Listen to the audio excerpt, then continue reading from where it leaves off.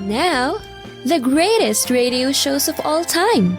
Suspense. The Shadow Node. Washington calling David Harding, counter-spy. Classic radio theater. The Great Gildersleeve. Fibber McGee and Molly. Dragnet.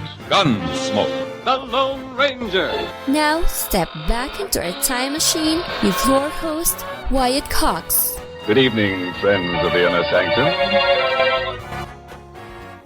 Drama on this last day of October with episodes of Quiet Please starring Ernest Chappell and Calling All Souls. John Stanley as Sherlock Holmes in The Adventures of the Uddington Witch. Bob Bailey, Virginia Gregg, Let George Do It, Every Shot Counts. And a COD for Barrie Craig, Confidential Investigator. The COD is Corpse on Delivery. And it's a beautiful Sunday for David and Claudia. It's all coming up on this Friday. This is the 31st day of October, 304th day of the year, 61 days left. Nevada admitted as the 36th state of the Union on this date in 1864. Sir Arthur Conan Doyle published The Adventures of Sherlock Holmes on this date in 1892. The Musketeers of Pig Alley, directed by D.W. Griffith, debuted in 1912 as the first gangster film. Harry Houdini died on this date in 1926 of gangrene and perionitis that developed after his appendix ruptured. The day after his War of the Worlds broadcasted panic, listeners Orson Welles expressed deep regret, but also bewilderment that anybody had thought the show was real. And I think I commented in our special podcast yesterday that the time elements of the show just didn't work for any kind of reality. It really didn't. Now, in an effort to try to restore investor confidence, New York Stock Exchange unveiled a 15-point program on this date in 1938 aimed to upgrade protections for the investing public. After 14 years of work, drilling completed on Mount Rushmore in 1941. American photographer Ansel Adams took a picture of a moonrise over the town of Hernandez, New Mexico. On this date in 1941, it would become one of the most famous images in the history of photography. The UK and France began bombing Egypt on this date in 1956 to force the reopening of the Suez Canal. In the Soviet Union on this date in 1961, Joseph Stalin's body removed from Lenin's tomb. An explosion in Indianapolis at the Indiana State Fair Coliseum. It killed 74 people during an ice skating show. 400 people injured. A faulty propane tank connection in a concession stand blamed. Citing progress with the Paris peace talks, President Johnson announced on this date in 1968 he had ordered a complete cessation of all air, naval, and artillery bombardment of North Vietnam, effective November 1st. I have now ordered that all air, naval, and artillery bombardment of North Vietnam cease as of 8 a.m. Washington time, Friday morning. I have reached this decision on the basis of the developments in the Paris talks. Now, the October surprise, the Halloween peace deal, gave a big boost to vice presidential candidate Hubert Humphrey's campaign for president. Not enough for him, though, to beat Richard Nixon, the Republican challenger. India's Prime Minister Indira Gandhi assassinated on this date in 1984 by Sikh security guards. I have heard directly from very high Indian official sources that Mrs. Gandhi has been shot 8 times in the abdomen, that she was shot by 3 security guards of her own. All 3 are reported to be Sikhs. I think it's a great tragedy, and it's just an example of the terrorism that is operating throughout the world. We had a good relationship. She was a hard worker for democracy and the head of the largest democratic state in the world. And I think that she was dedicated to the welfare of her people. While riots soon broke out in New Delhi, nearly 2,000 innocent Sikhs were killed. 19-year-old British au pair Louise Woodward, convicted by a Cambridge, Massachusetts jury of second-degree murder the day before, On this date in 1997, sentenced to life in prison. Members of the jury, hearken to your verdict as recorded by the court on indictment number 97-433-001, Commonwealth versus Louise Woodward. Is the defendant guilty or not guilty? Guilty.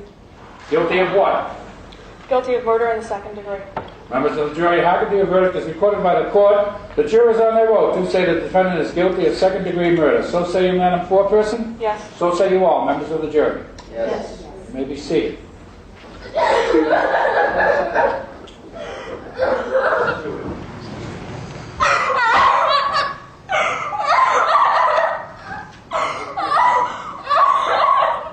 Woodward, of course, very upset by the decision, as you heard there.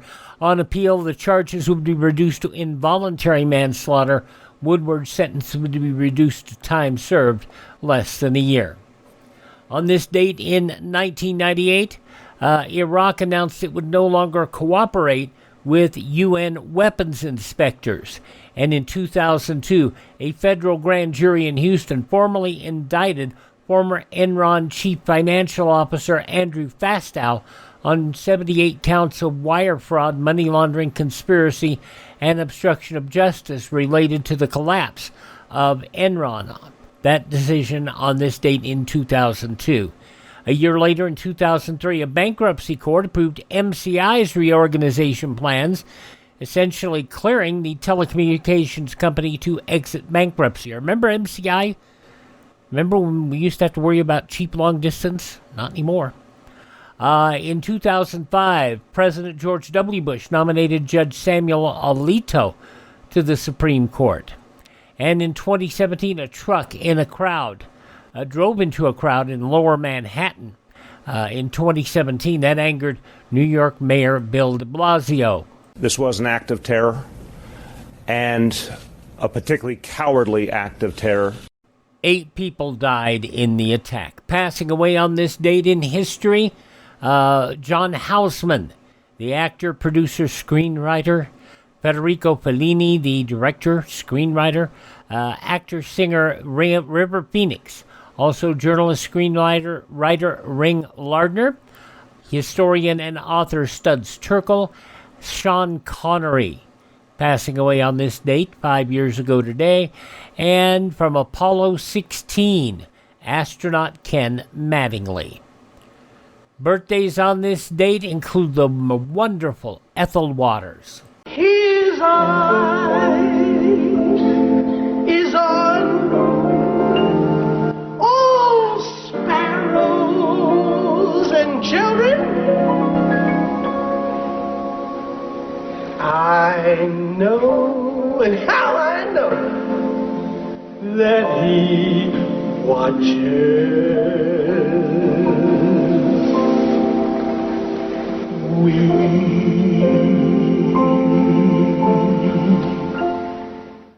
From a 1965 Billy Graham crusade, Ethel Waters born on this date, as was nationalist Chinese leader Chiang Kai-shek, poet John Keats, Dale Evans, the singer-actress, the wife of Roy Rogers, actress Barbara Bel Geddes, another astronaut Michael Collins, born on this date, actor Michael Landon, actor David Ogden Stiers, football's Brian Piccolo, and John Candy. All those folks born on this date in history, they have all departed this mortal coil. Hi, this is Jeff Foxworthy. It is now time for the birthday announcements. The following people are now officially older than dirt. From Peyton Place, the delightful Lee Grant turns 99 years old today. Journalist Dan Rather is 94. For the CBS Evening News, Dan Rather reporting. Good night. Also singer Tom Paxton, 88. Bill Murray's older brother, comedian-actor Brian Doyle Murray, 80 today. She was Dr. Marlena Evans in Days of Our Lives. Deidre Hall is 78. Jane Pauley is 75. I'm Jane Pauley, and this is Sunday Morning. Rob Schneider, who got his breakout in Saturday Night Live, 62. The Tom Man making copies. The Tomster, Tomaruski. The Tom Meister. Robert Matthew Van Winkle, better known as Vanilla Ice, is 58 today. From Covert Affairs, Piper Perabo is 49. From the Harold and Kumar series of movies, Eddie K. Thomas is 45. From Switched at Birth, Vanessa Morano is 33. From The Walking Dead and CSI New York, Sidney Park is 28. And Will Smith's daughter Willow is whipping her hair at 25. Those just a few of the people celebrating the last day of October as their birthday. If this is your birthday... Hi, we're the Four Freshmen, and we just want to say, Happy birthday to you! We continue now on Classic Radio Theater with an episode of Quiet Please. We want you to be very, very quiet. That is the most important thing, is to remain quiet. Because you never know what's going to appear next. And that will be coming up after I tell you about Professor B's Digestive Aid, a very, very delightful product. I have to tell you that if, when you get older, you have these problems with the belly. And the belly gives me a lot of grief every now and then. It is something that you need to try. Professor B's Digestive Aids. I keep calling him doctor, and I shouldn't. He's a professor. Professor B's Digestive Aid. It unites pure honey with ancient Roman apothera to naturally balance your digestion. You see serious relief quickly, and then, sometimes you'll take something and it'll come back. Well, guess what? After you take it for about 2 weeks, it doesn't come back. And then you just take one, you take a little bit every 2 weeks, and that's it. Once every 2 weeks, kind of a maintenance dose. Check it out. It was developed for people who have issues from acid reflux and other digestive issues, and just the two simple natural ingredients make it happen. And if you use my promo code Wyatt, that's WYATT, you'll not only save 10%, but you'll support this program. We'll receive a small slice of the pie. That's how it works, We get a little kickback, if you will. But it helps to support the show and keeps it with it here. Check out Professor B's by going to the link in the show notes, or go to profbees.com. That's PROFBEES.com. Use the promo code Wyatt to save 10% and get the digestive aid from Professor B's at the lowest cost possible. Profbees.com.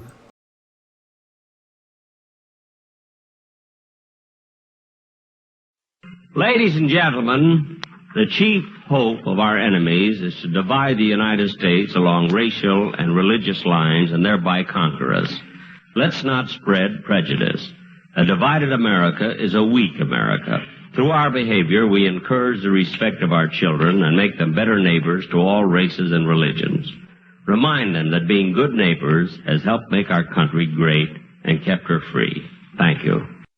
Now we want to remind you, keep it soft, keep it quiet, because on this October 31st Friday episode of Classic Radio Theater with Wyatt Cox, we ask that you be quiet, please, for Ernest Chappell.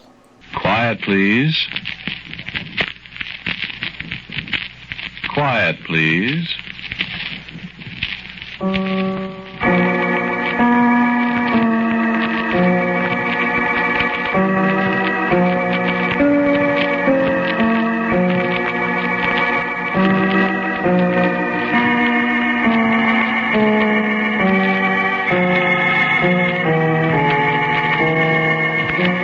The American Broadcasting Company presents Quiet, Please, which is written and directed by Willis Cooper, and which features Ernest Chappell. Quiet, Please for today is called Calling All Souls.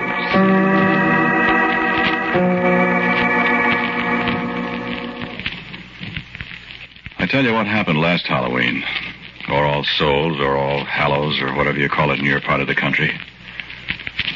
I bet you can't guess where I was. Well, I was a couple of places. But where I started, I was sitting in a tight little room in a great big house. You ever been west? Well, you know when you cross the Mississippi River on the Santa Fe from Illinois to Iowa, about 4 or 5 hours out of Chicago, Fort Madison, Iowa? Ever notice that great big place right alongside the riverbank to your right? The big high walls and the towers and the big gates? That's right, the Iowa State Prison. That's where I was last Halloween.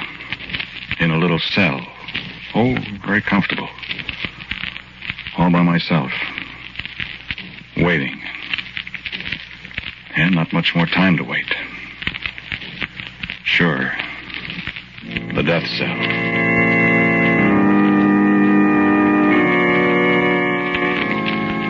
I was just sitting there playing solitaire on the edge of my bed, trying not to think of what was coming up and thinking of nothing else but that. I was pretending I'd paid the house $52 for the deck, and the house would pay off $5 for every card I got in the top row.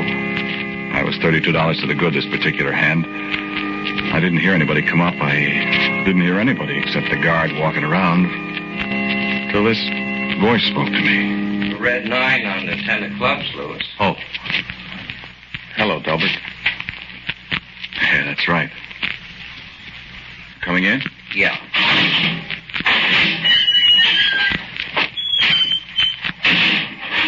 How are you? I'm all right. So far. How are you? All right. Sit down. Yeah. No soap, huh? Turn us down. That's right. What'd he say? Oh, a lot of things. What? What's the difference? He said no. It's tough, Delbert, when I didn't do it.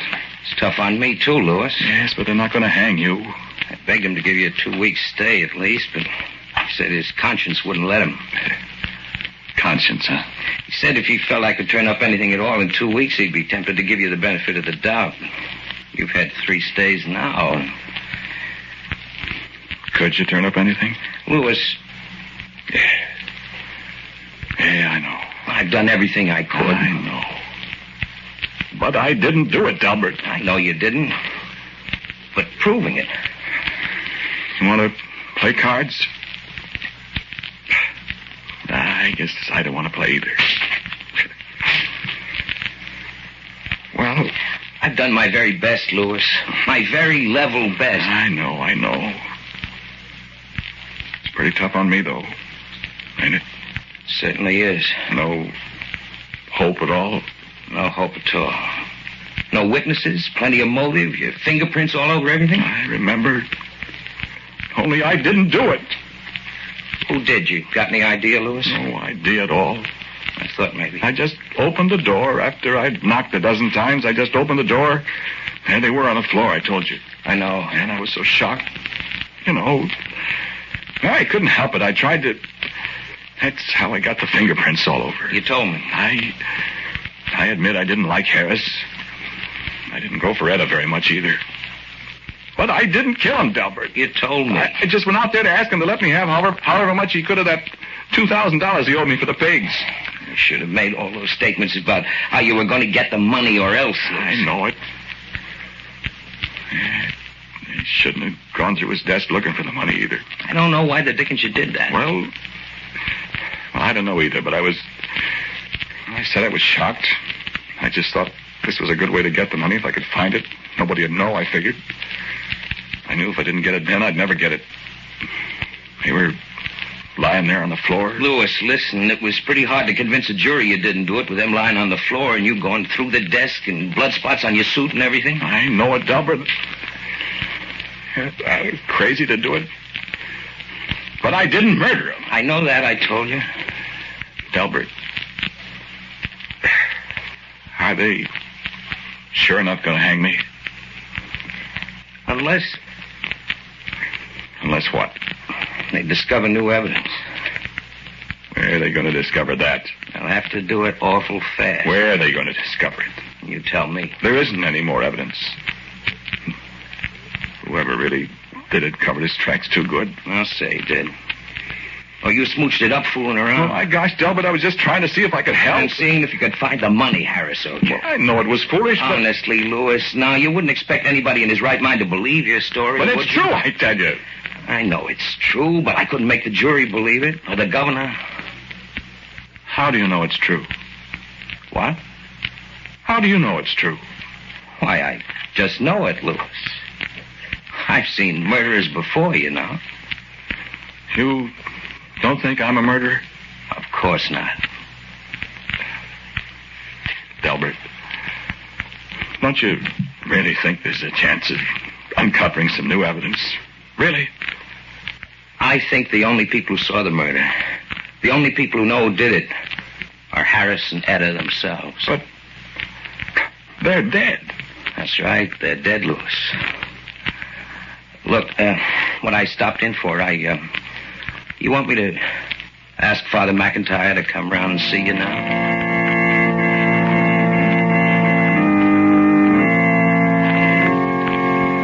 13 steps up with your hands fastened behind you. 13 steps. Stop and turn around. The man says, stand here. Look down the 13 steps at the reporters, the doctor with a stethoscope hanging around his neck. Feel a man tying your feet together. Feel the floor give a little underfoot.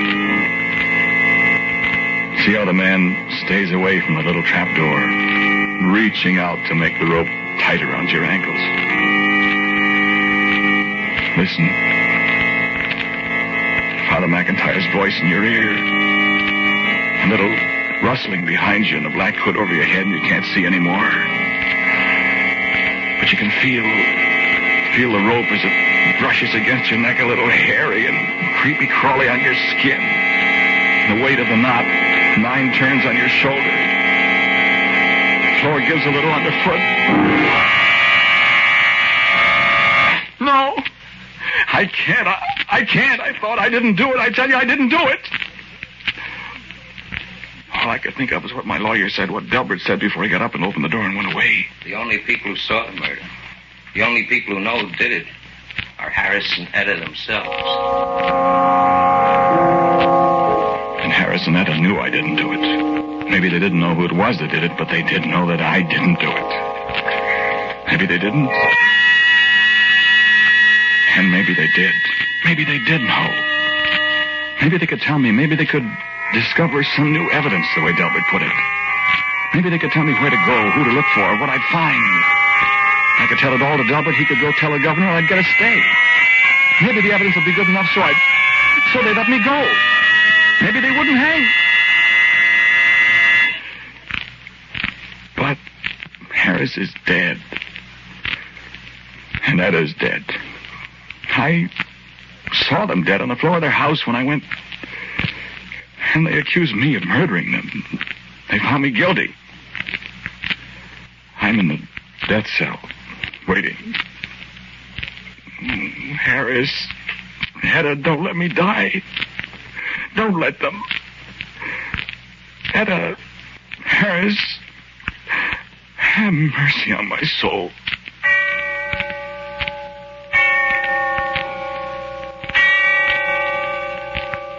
And when I heard the bell tolling somewhere in the distance, I remembered. I remembered what night this was. This was All Souls' Night. This was the night when the souls of the weary dead walked the earth again.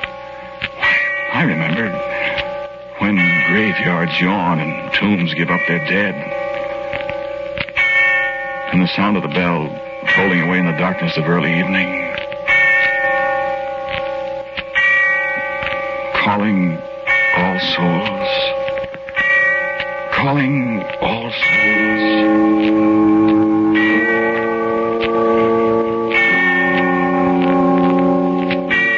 And I wondered if my soul had to leave my body when I walked up the 13 steps, and after, if my soul had to leave my body then, Why could it not leave my living body for a while and go seeking after the others that stepped from the tomb this night?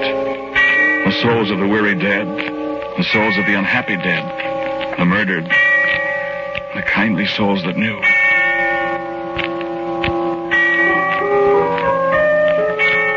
Then I sat down again quietly. The fit of deadly terror was gone for a moment. I was exhausted and weak. I closed my eyes and the sound of the distant bell faded out as I thought. Why can't it be possible, I thought. All these things are not mere superstition. There's some foundation in every belief, I thought. I can't die. I'm innocent, I thought. And only those two know the truth. Calling all souls. I repeated again to myself. Calling all souls. And I stood up.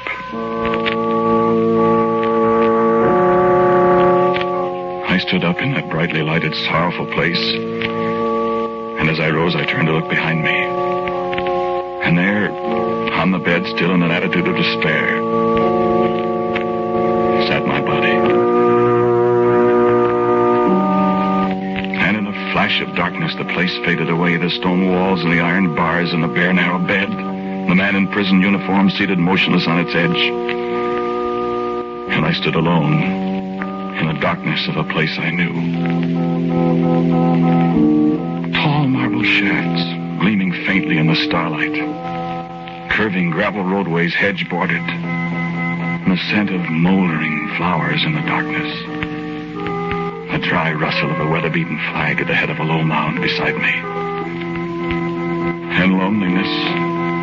All aloneness pressing inward upon me like a living thing. The eve of All Souls. And suddenly, quietly in the cold shadows, little whispers of innumerable voices. The voices of the wandering souls that hastened past me, seeking their dusty desires across the face of the world they once all knew. And then a voice, speaking to me in the dark, speaking my name in the darkness, calling me. Louis! And another voice. Louis! And I knew I had won, for these were the voices of the two they said I murdered. Why, of course you didn't, Louis. Of course you didn't. And a little child, a little boy, ran up in the darkness and took my hand and laughed to hear my name. Do you remember little Tommy, our little boy that died when he was sick? And I remembered. And in the darkness I saw many another I'd all but forgotten. Charlie Cullum that was killed at Romaine in the Argonne 30 years ago. Albert Newhouse, my Boy Scout comrade that drowned so many years ago. Grace Williams, who died at her husband's hand. Crowds and crowds of the ones who had gone before, spending this, their brief holiday on their well-loved earth. And I, the only living soul among them, spending my brief moment with them to seek my life from them. On All Souls' Eve a year ago. And I said, help me. And Etta answered me. What is there we can do now, Louis? You know I didn't kill you, Etta. Of course. Of course. They're going to hang me for it. You didn't do it. But how can I prove it? Delbert said if we could find new evidence. There's plenty of evidence, Louis, to be found. Where? How? Why, let me see. He found the money. That's why you couldn't find it, Louis. But if he found the money, it must be gone by now. No, he has some of it left. But what good does that do? Why, there's a list of the numbers of the bills somewhere. They looked for it. They couldn't find it. Have them look in the bedroom, Louis, behind the third drawer in my chest of drawers. I know where it is. It fell down there. Oh, that's wonderful. But what good will it do now? Unless you tell me. There's plenty of evidence, Louis, if you'll just look for it. He ripped his coat on the catch of the living room door. There's threads there that could be identified. You know who did it? You know who did it? Yes, we know. Yes, we know. Then tell me. Tell me, and I'll see. Delbert will see that he confesses. Look, I tell you, they're going to hang me for it. Do you hear? Tell me. Oh. And you still hate me. And you haven't learned mercy since you're going to let me die because you hated me while you were alive. Louis. You're going to carry it beyond the grave. You're going to keep it to yourself and let me hang. You hated us, Louis. Yes, I hated you and I hate you now. Ghost or no ghost, soul or no soul, No, Harris, have pity on me. It's all over now. There's no use hating me. Don't you hate the man that killed you? Don't you? No, Louis, no. We don't hate him. But you hate me. You're going to let me die. You know I'm innocent. You're going to let me die just because we didn't like each other on Earth. Louis, listen to us. There's no such thing as hate anymore with us. Then why don't you give me a chance to live? Go back, Louis. Go back to your body. Go back. Go back. To die. Dying isn't so bad, Louis. You don't see any unhappiness among all these souls, do you? I don't want to die. You'd rather save your life for a while at the expense of somebody else's life? But I'm not guilty. And he is. Go back, Louis. Go back. I won't go back till you tell me who killed you. Listen to me, Louis. You're tampering with things that you have no right to know. Your soul has left your body before its time. You have come upon secrets that no living man should know. Your body is waiting for you. Go back to it while there's time. While there's time. It is only this one night that souls may walk the earth. And when morning comes... Well? When morning comes, if you are still here... Louis, I can make you no promises. Go back, Louis. Tell me the man's name. No, Louis. No, it's none of your affair. None of my affair? Don't you understand what I said to you? They're going to hang me. None of my affair. Listen. There was no need for you to send your soul out seeking us, Louis. I don't get that. We have been waiting for this night, Louis. Well?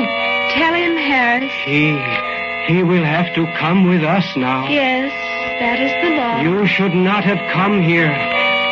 Louis, there is still time, but only a little time. If you go back now... I won't go back. I won't go back until you tell me. You have no right here, you know, Louis. But I'm here. And now it is too late. Yes. You will have to come with us. Where are you going? Tell him, Harris.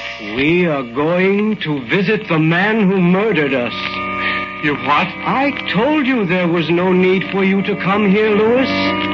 We have a way of taking care of this man. I don't know what you mean. Haven't you ever heard of haunting, Louis?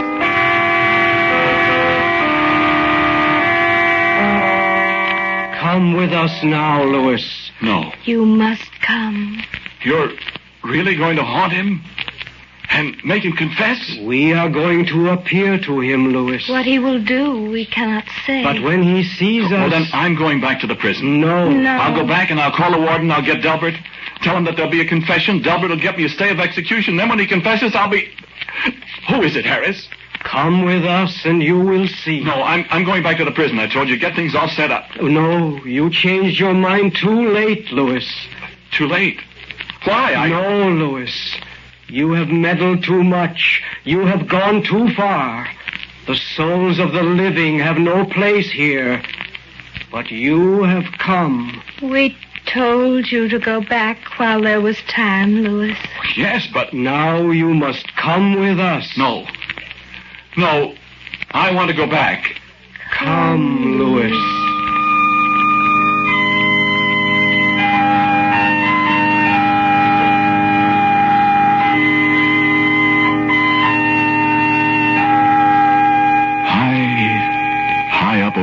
of the sleeping, stolid world with the tiny lights of the living far below us.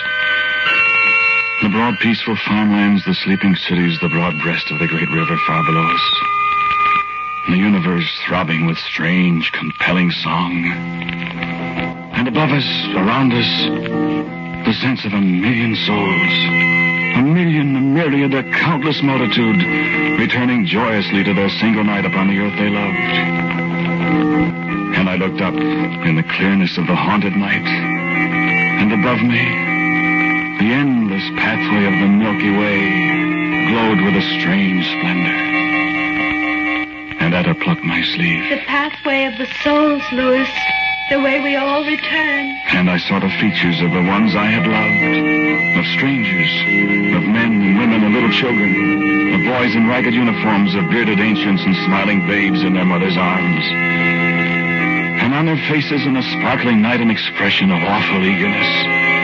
Of long-awaited realization that this night they would once again rest upon the mortal earth. And even I, the only living soul amongst all the multitude of the dead, even I felt an overpowering desire to set my feet again this moment upon the reality of earth. And I closed my eyes for a moment. And when I opened them, we three were in a room. And on a bed there was a sleeping man.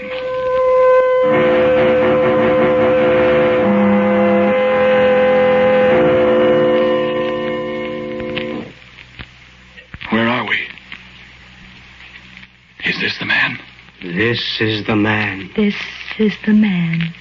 Who is he? Go and look. No. Go and look. I don't want to. Go and look, Louis. You must go and look, Louis. He lay there, sleeping as innocently as any child. The covers were drawn up about his face as if he were shutting out some childish fancy of boogeymen in the dark. But I knew him for a wicked, guilty man. The man who held my own life in jeopardy. Look at him, Louis. Look at him, Louis. And I lifted up the comforter that hid his face and bent down to look at him.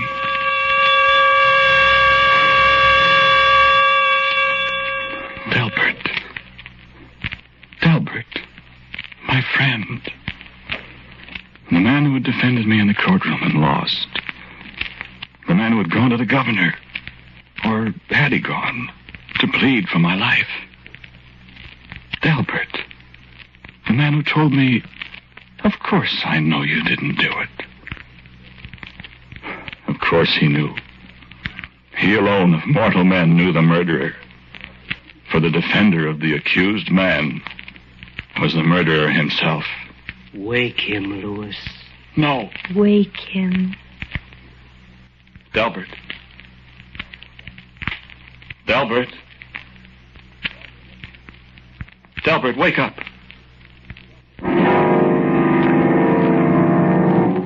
Louis! Louis, what are you doing here? He came with us, Delbert. Harris! Harris and Etta, Delbert. No!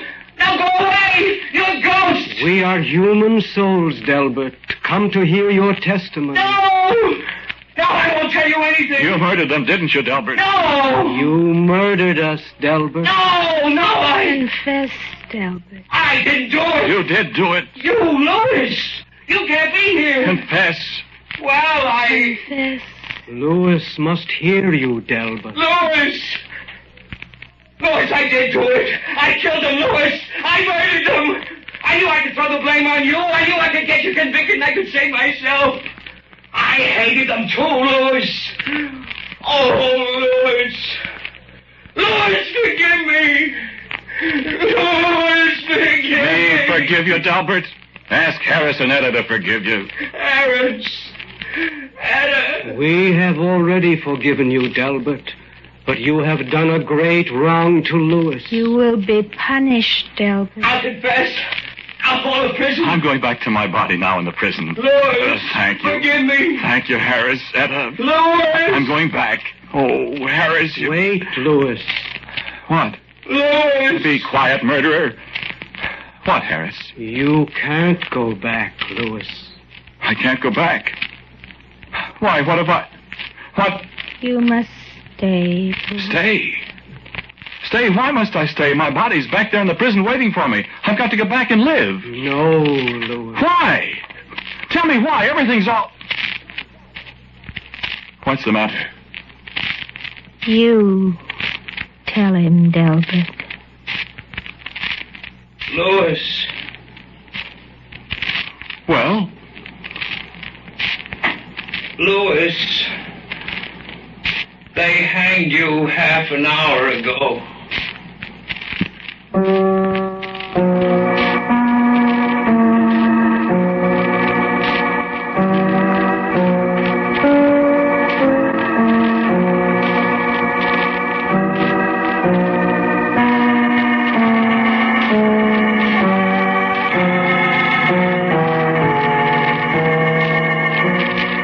The title of today's Quiet Please story is Calling All Souls. It was written and directed by Willis Cooper, and the man who spoke to you was Ernest Chappell. And Kermit Murdoch played Delbert. Harris and Etta were respectively Ralph Schoolman and Mary Patton.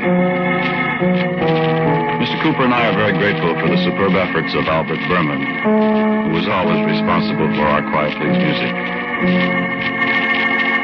Now, for a word about next week, here is our writer-director, Willis Cooper. Thank you for listening to Quiet Please again.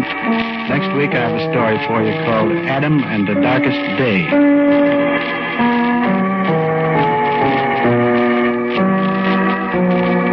And so, until next week at the same time, I am quietly yours, Ernest Chappell.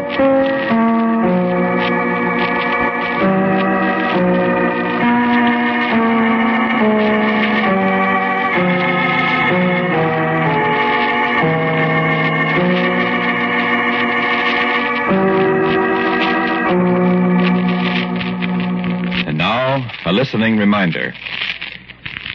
David Harding Counter-Spy is a name that means action, excitement, drama each time his efficient law enforcement organization exposes another racket. Hear Counter-Spy this afternoon over these ABC stations. This is ABC, the American Broadcasting Company. WJZ, New York's first station. WJZ AM and FM. I really wish we could clean up some Quiet Please recordings. There are some people that are making great progress on this, and I wish we could get some more of them. Okay, Quiet Please, 77 years ago, October 31st, 1948 on Classic Radio Theater with Wyatt Cox. We'll stay on that same date for John Stanley and an episode of Sherlock Holmes.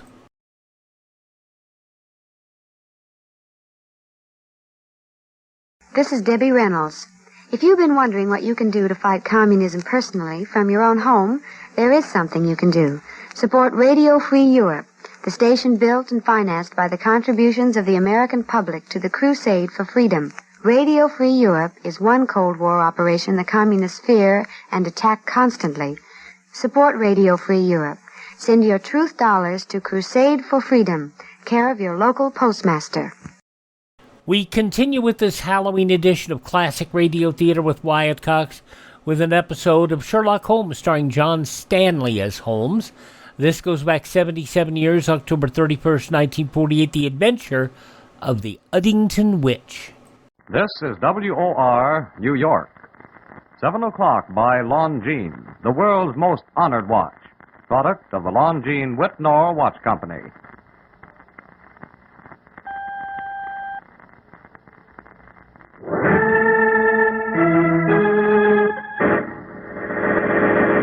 From New York City, the makers of Clipper Craft Clothes for Men and more than 1,200 leading retail stores from coast to coast present that immortal character created by Sir Arthur Conan Doyle, the world's most famous detective, Sherlock Holmes, starring John Stanley.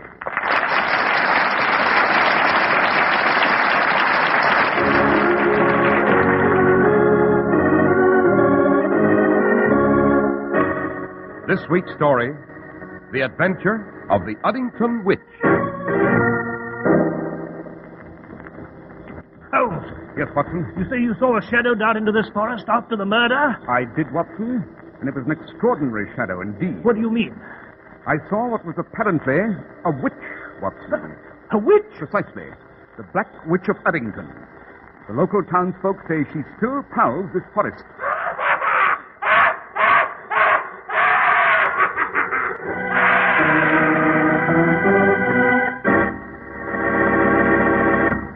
Well, good evening, Dr. Watson. Good evening, Mr. Harris. And what adventure are you working on tonight, Doctor? One of the strangest and weirdest in my memoirs. Holmes and I always referred to it as The Adventure of the Uddington Witch. The Adventure of the Uddington Witch. Sounds like something to raise the goose flesh, Doctor. Indeed it is, Mr. Harris. But first, Mr. Harris, I know you have something to say about Clippercraft clothes. Indeed I do. The day you wear your new Clippercraft suit for the first time, your friends are likely to wonder whether you came into an unexpected fortune. Your suit will fit as perfectly and feel as comfortable as if it were custom made. The rich-looking fabrics will give you long, dependable service. If your admiring friends wonder about your Clippercraft suit costing only $40 or $45, suggest that they drop into the independent store in your community that sells Clippercraft. This store is one of more than 1,200 of America's finest stores from coast to coast that combine their enormous purchasing power to keep your dollar from losing weight. That's why Clippercraft can offer you beautifully tailored worsted suits at an unbelievably low $45. Right now, your Clippercraft store can show you one in your favorite style and color. See his selection of topcoats and overcoats, too, and see for yourself how true it is that Clippercraft values can't be beat. Compare Clippercraft with clothes selling for many dollars more.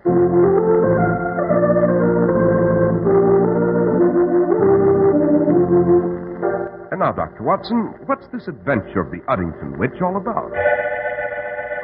Well, Mr. Harris, it took place in '99, as I recall. Holmes and I were taking our ease at Baker Street one evening when we received an urgent and certainly a bizarre telegram. It came from Uddington, a town in the Shire of Lanark, in the lowlands of Scotland. It was from a Lord Dunbar, master of Heathercliff Manor. It begged Holmes to come to the manor with all possible speed, stating that a witch had spirited away his mother in the dark of night. A witch? Exactly, Mr. Harris. A witch. Naturally, Holmes's curiosity was immediately aroused, and we resolved to take the noon train the following day. But little did we know, as we read the telegram, that tragic events were already in the making at Uddington on that very same evening. It began with Lord Dunbar in his study. Who's there? Who's there? Bruce? Hester? Why in blazes don't you answer? The minute I lock my door, someone has to disturb me. Well, what do you... You! I, Lord Dunbar, I... The Black Witch of Uddington! I come to bring me the death and the wicked Baba! No! No!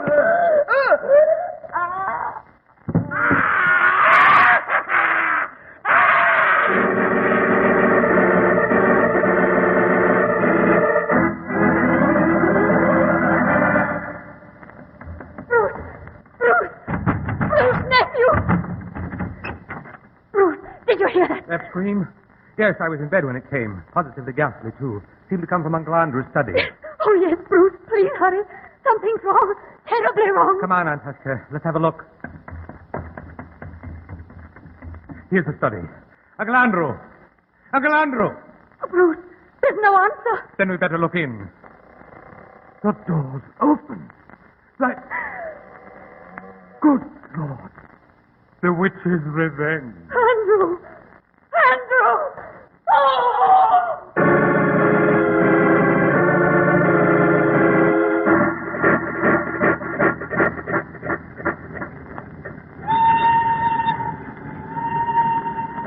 Oh, it's you, Holmes. I was wondering when you were coming back to the compartment. Our train is due in Uddington very shortly. Unfortunately, my dear Watson, we're too late to help Lord Dunbar. Too late? What do you mean? I've just seen a copy of a Newcastle newspaper brought aboard at the last station. Lord Dunbar was murdered early this morning. What? Foully murdered, Watson. Found dead in his study with a steel spike driven through his heart. A spike? Good Lord. Does this method of murder suggest anything to you, Watson? Why, Why, no, Holmes, I can't say it does. Then you're not up on your lore of demons and witches, my dear fellow. It so happens that the witches, as recently as 200 years ago, were believed to have tortured and stabbed their victims with pins, needles, and sometimes small spikes. Good heavens. It may also interest you to know, Watson, that the history of Lord Dunbar's antecedents gives this macabre affair a rather grim and yet fascinating twist. What do you mean? An ancestor of Lord Dunbar's in the late 17th century was one of witchdom's most mortal enemies.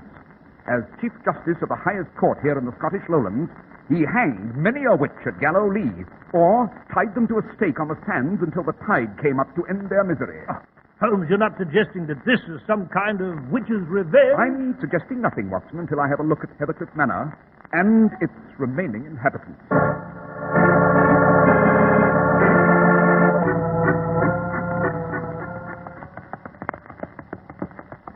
Hey, driver. Aye, sir. When shall we arrive at Heathercliff Manor? If you look sharp yonder, you'll see the lights of the accursed house, just beyond that wood. You think it has some sort of curse there? Aye, as sure as my name is Angus Tavish, it's surely haunted by the Black Ones. You see that wood now? Yes. What about it, Tavish? 'Twas there that the Chief Justice, Lord William Dunbar, burned the famous witch, Isabella Whitburn. They say she stole a treasure chest of his and hid it somewhere in the woods. She was his cook, you see, and dealt in the black magic. It was there, among those trees, the witches meet for their Sabbath on Rumor's Day. Aye, but you'll never catch Angus Tavish taking the wood road, where the Black Witch of Uddington roams. I'm driving you the long way, around the moor. I can't say I blame him, Holmes. It's deuced dark in among those trees, I must say. Good Lord, what's that? It's a witch, the cursed witch. She's screaming and carrying on again. Tavish, quick, drive us through the wood road. No, sir. There's no a fiver in it for you if you do. I wouldn't take that road even if you gave me the treasure chest the Black Witch stole and buried there. Come on, Watson. Let's get out of this carriage. Holmes, what on earth are you going to do? Quick, Watson, follow me. Run, man, run. As luck's with us, perhaps we can beard this witch in her den.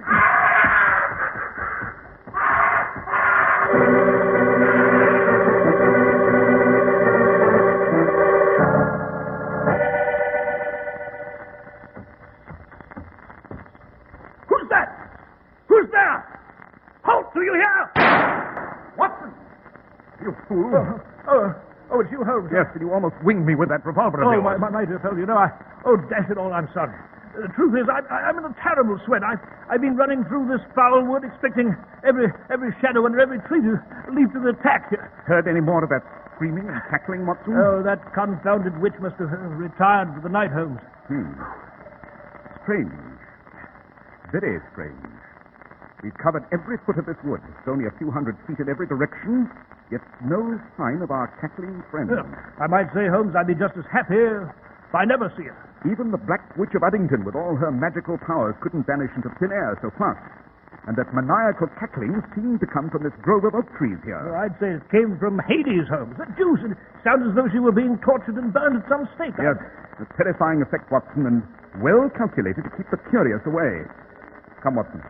Where to now, Holmes? Suppose we go to the house and meet its occupants.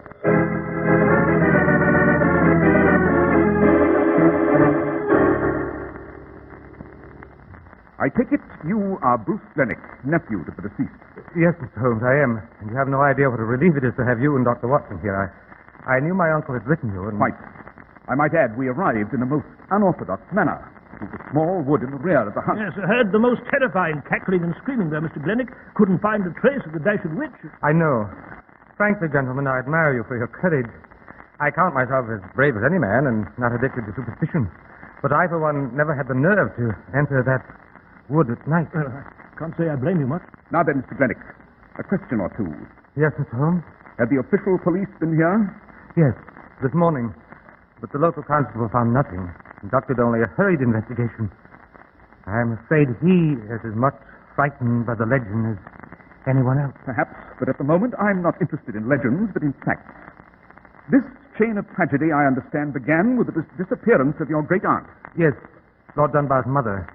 She disappeared from her room a few nights ago, and we've heard nothing of her since. You think, then, that she was taken by this Black Witch of Uddington? I don't know, Mr. Holmes. She might have just wandered off. My great aunt Emily, well, she was, shall we say, somewhat eccentric. In what way, Mr. Glennick? Oh, she kept muttering to herself, living the past. Definitely unbalanced, Dr. Watson, but as far as I know, completely harmless. I see. Now then, are there any servants here at the manor? Only two. The rest have been frightened off. Who are these two? Cook and the gardener. And Lady Dunbar, where's she? I should like to talk to her. Oh, I'm sorry, Mr. Holmes, but I should not advise it now. Lady Dunbar is in her room, indisposed. The shock. Well, you understand. Quite. And now, Mr. Glennick, we should like to examine the body of your late uncle, Lord Dunbar.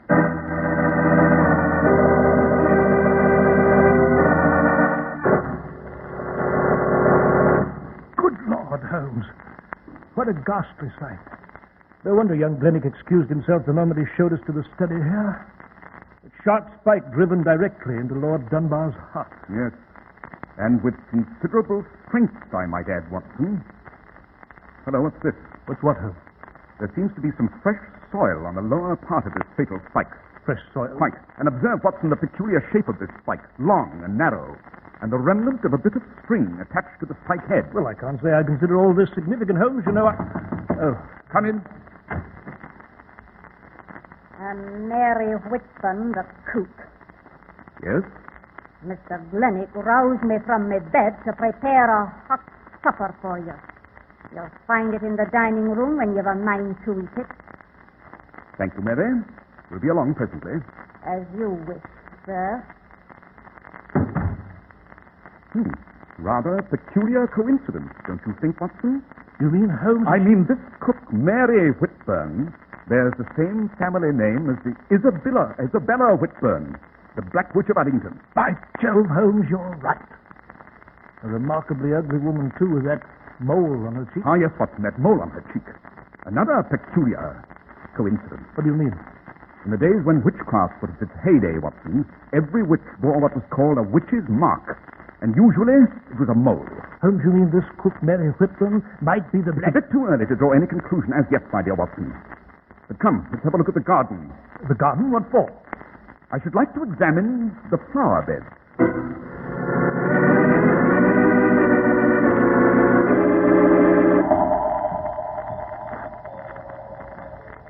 Aha, look here, Watson. Holmes, what are you... Just as I surmised. Note these spikes connected by string. The gardener uses them to stake off these flower beds. By Jove, Holmes. The spike used to kill Lord Dunbar is very similar to this. And it had fresh soil on it. Precisely, my dear Watson. The murder spike was undoubtedly taken from the garden. Perhaps we should have a talk with the gardener here at our earliest opportunity. Holmes, good Lord, what? A scream, Watson, and it came from the house this time. It sounded like a creature in torment. Holmes, look on the second floor of the house. The light's just gone out in that corner room there. Quick, Watson, follow me to the house. I'm afraid the Black Witch of Uddington has struck again.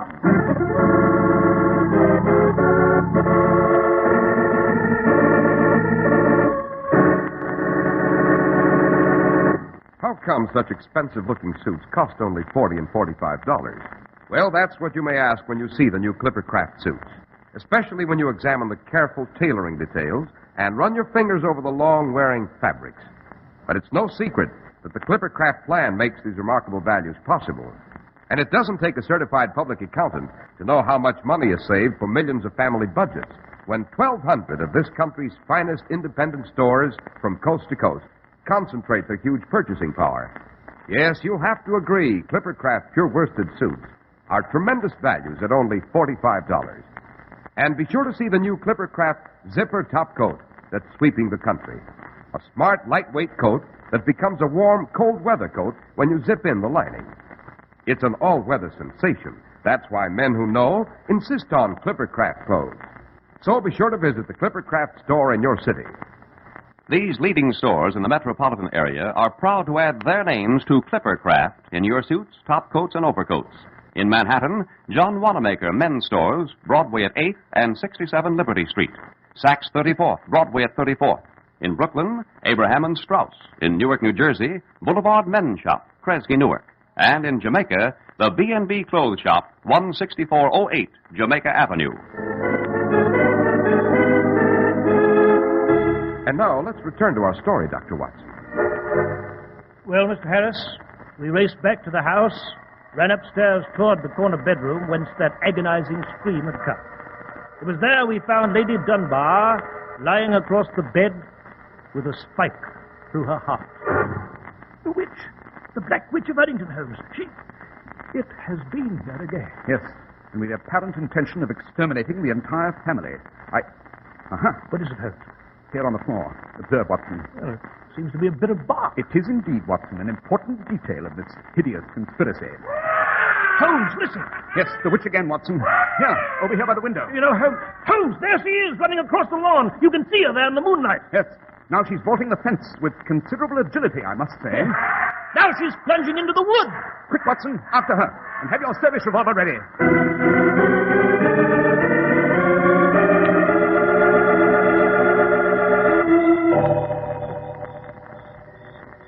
By Jove, I don't understand this.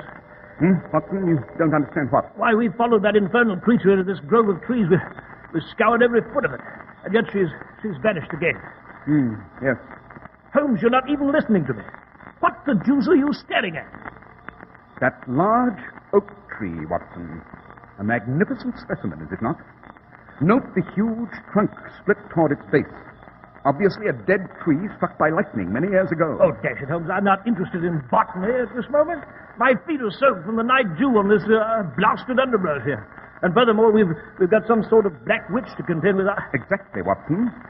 Suppose we drop in at the gardener's cottage on our way back to the manor. I trust you observed it was situated on the very edge of this wood.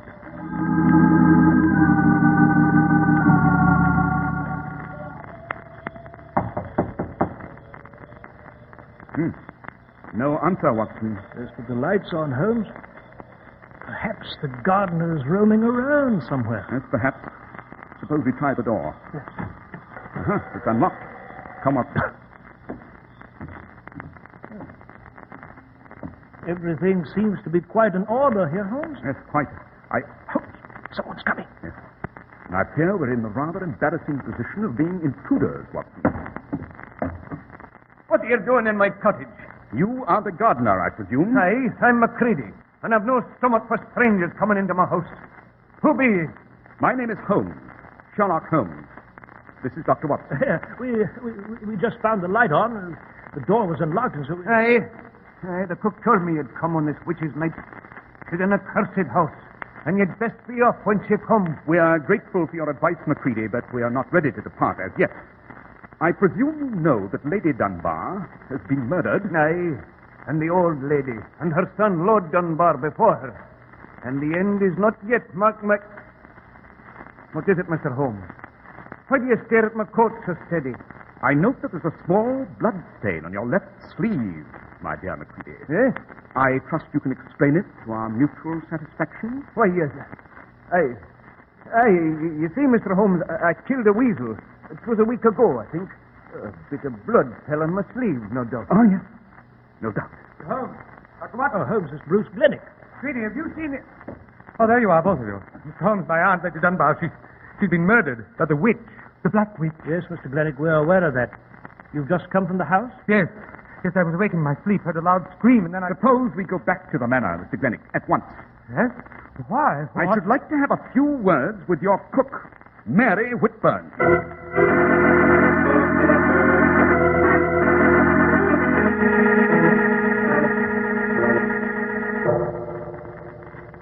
Young Glennick told us the cook's room was down this corridor, Holmes. Yes, Watson.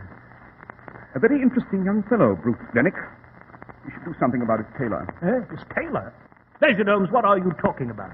His suit, Watson, and specifically that area of his trousers from his knees to his boots. I can't say I noticed anything, Holmes. Didn't you, Watson? Then you haven't used your eyes. The rest of his suit was well creased, but that area was out of crease, unpressed. Well, what of it? Logic, Watson, logic. The most important indication of... Hello, here's Mary Whitburn's room. And the door's ajar. Hello, are you there? No answer. Suppose we go in, Watson. Holmes, look at this room. Yes, from every indication, our good cook with a witch's mark and the witch's name has packed and left in the utmost haste.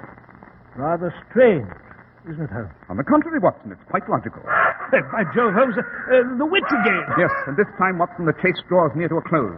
This time, if all goes well, I hope to meet this hideous witch face to face. Come, Watson, back into that grove of trees.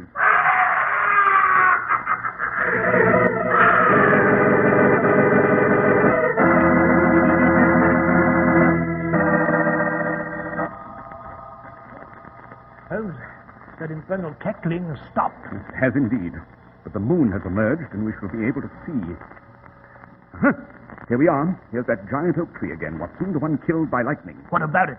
The lightning split it at the trunk. Note this aperture here. I still don't see why you're so interested in this confounded oak tree. Patience, Watson, patience. I'm willing to wager this tree trunk is hollow. If you'll put your hand through the aperture and tell me... Oh, very well, Holmes, I'll do that. You know, but all this is rather silly. Holmes. What is it, Watson? I felt something. Well? Speak up, man. What? It's something cold. It's soft. Like a human body? Yes. One side, Watson. Let me look into that trunk. There is a body stuffed into this tree trunk, Watson. Good Lord. The body of a woman, an old woman, and undoubtedly the lady, elder Lady Dunbar, Lord Dunbar's mother, and first victim of the Black Witch of Uddington. You know, Holmes, this is diabolical. It's devilish. Yes, Watson, we're dealing with a highly distorted and cruelly twisted mentality here. Watson. Yes, Holmes? Note the way the roots of this tree are curled upwards and the earth upturned. Yes, but... I'm willing to wager that when the lightning struck this oak, it created a natural cavity under the base of the tree. Holmes, what are you driving at? The final answer to this weird adventure. Come, Watson, we'll go back to the gardener's cottage and get an axe. And in a very short time, this great oak should reveal its secret.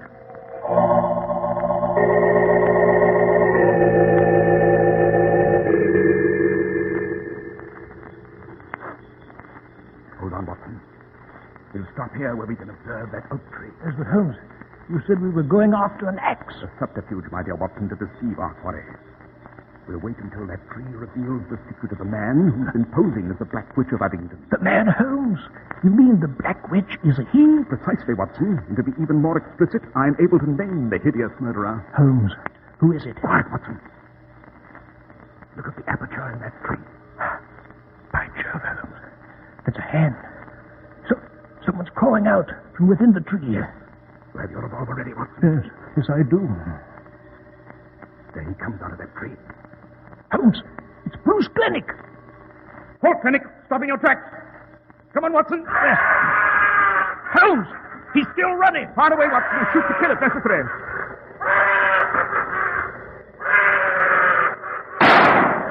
Good shot, Watson. You winged him in the leg.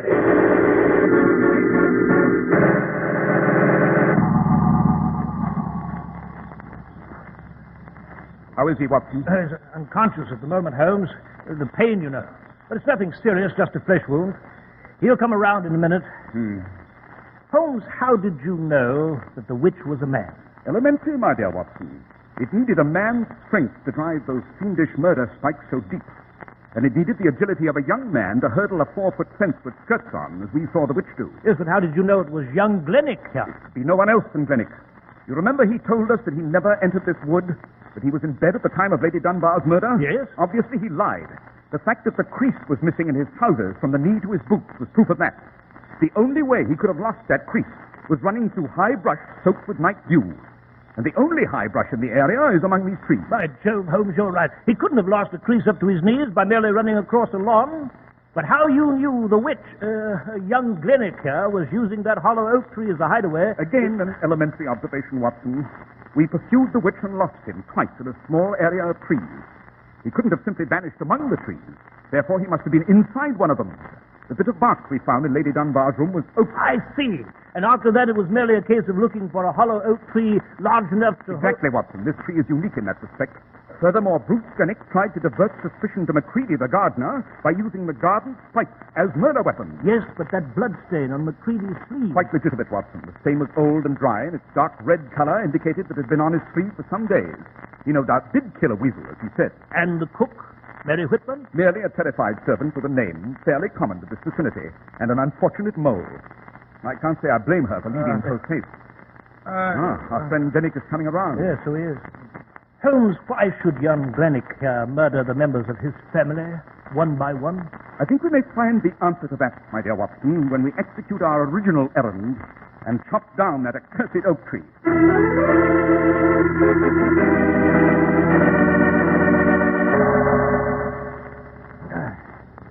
Almost to it, McCready.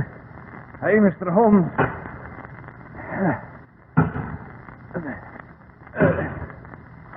There she goes.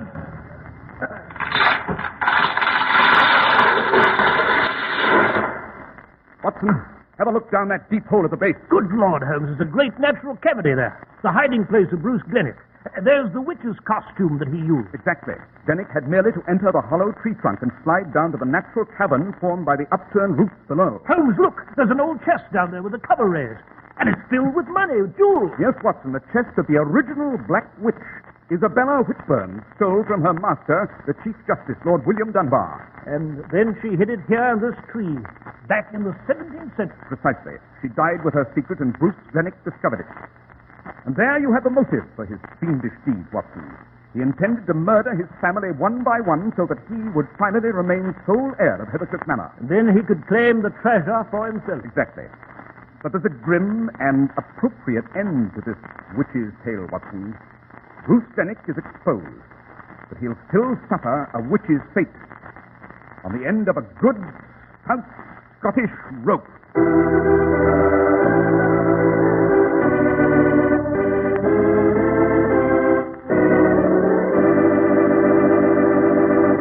Well, Dr. Watson, that was an exciting adventure.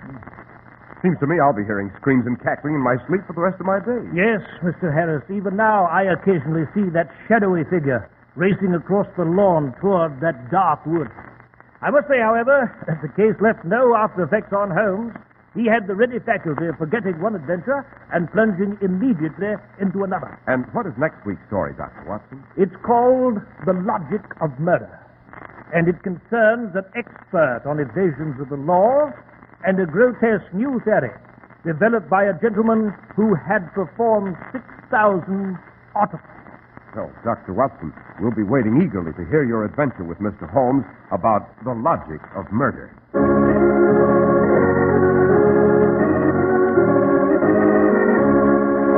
The makers of Clipper Craft clothes and more than 1,200 stores from coast to coast have brought you another in the new series of broadcasts featuring the world's most famous detective, Sherlock Holmes.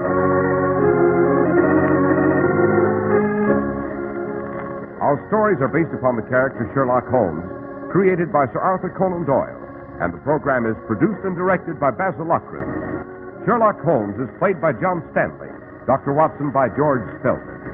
This week's story was written by Max Ehrlich, with special music by Albert Berman.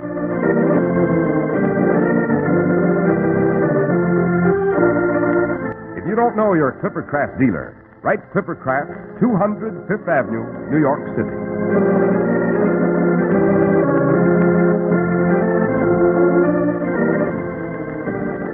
Be sure to listen next week to Sherlock Holmes in The Logic of Murder.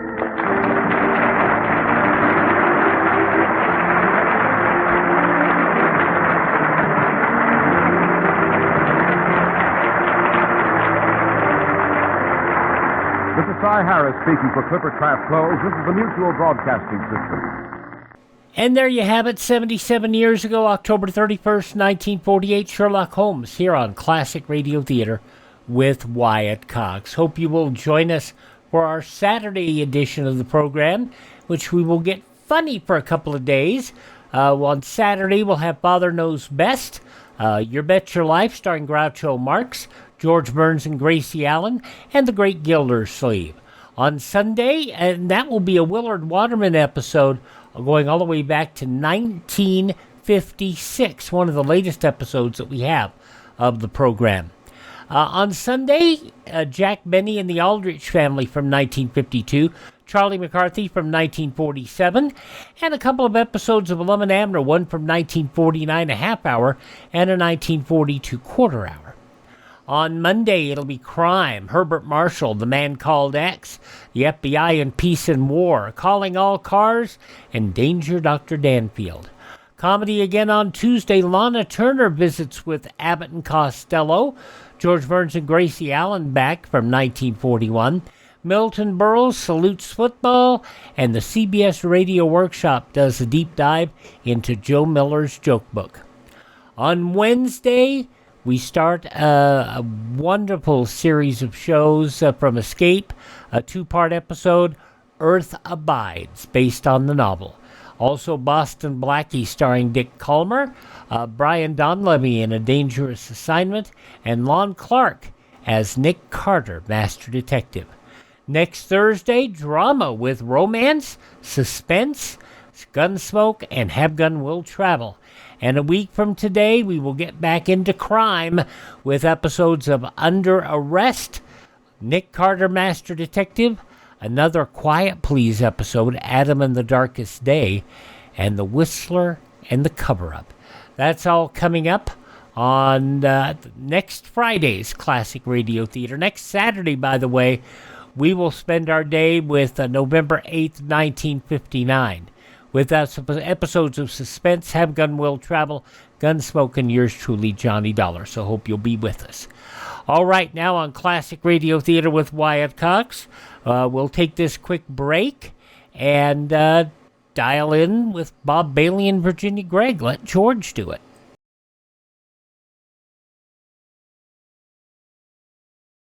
Driving tonight? Then remember this. Most highway deaths are caused by two temptations: to cut out of line and to go too fast. Crossing the center line of the road is more dangerous than you realize. Statistics prove it. Excessive speed is just as dangerous as officials say. You can predict your own impulses, but you can never predict the other drivers when driving tonight. Drive cautiously, please. Now an episode of the West Coast program, Let George Do It, starring Bob Bailey and Virginia Gregg. This episode from 78 years ago, October 31st, 1949. It's very careful. Take care of your bullets because, you know, every shot counts. Personal notice. Danger's my stock and trade. If the job's too tough for you to handle, you got a job for me, George Valentine. Write full details.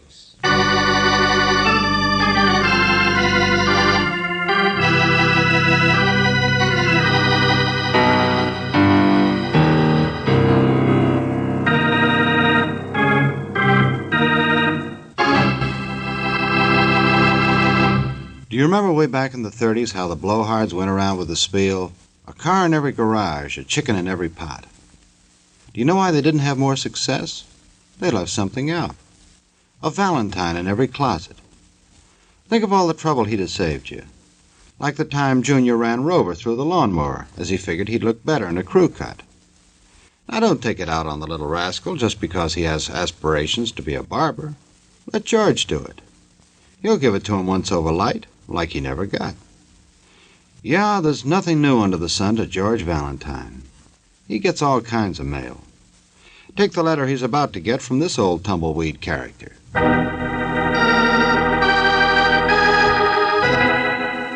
Mr. Valentine, sir. I'm a cowboy movie star. I'm sure you must have seen me sometime, even if it's only on television. Well, anyway, I know how silly it sounds, but I need help. There's a most desperate situation that requires the action of a hero. And while I'd like to qualify, this same situation requires certain proficiencies that I haven't got. Notably, there's a mystery. Mysteries aren't my longest suit. You see, I met her. But just barely. And Mr. Valentine, this lovely young lady I refer to, she's in distress. She is.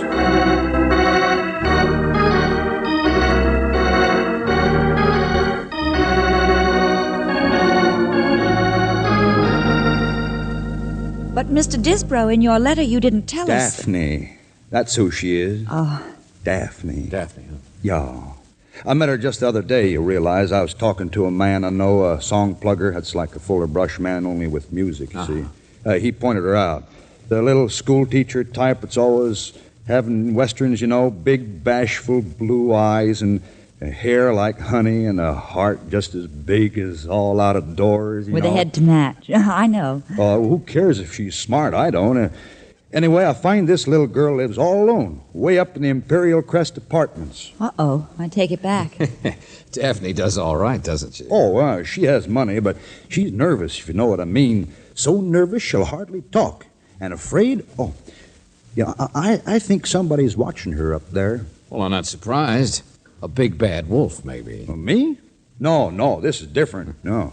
It is. She didn't even want to meet me, and most women do. Oh, now look, cowboy. Yeah, and today when I tried to talk to her on the street, even after I'd been properly introduced, she just up Walked away. So am I. Now, wait a minute, Mr. Valentine. Now, she wanted to talk, and she would have, if the man she walked away with hadn't been carrying a gun. Oh. So maybe it is a case, huh? What man? Big. Bigger than both of us. Black hair and sour face. Her husband, maybe. No, she told me she wasn't married. I don't know who he is, but she's afraid of him, all right. Uh-huh. And what do you want me to do, scare him away? No, figure it out, Mr. Valentine. Go meet her. Protect her before something worse happens. And then let me know before it does. Oh, I see. That's it. I do the dirty work, hand you the answers, and then you step in to scare away the rustlers. And win the girl, of course. Well, that's right, honey. And having keep my public name intact, my fans and all, I'm a beautiful patsy. Okay, partner. But don't think you got a corner on the market.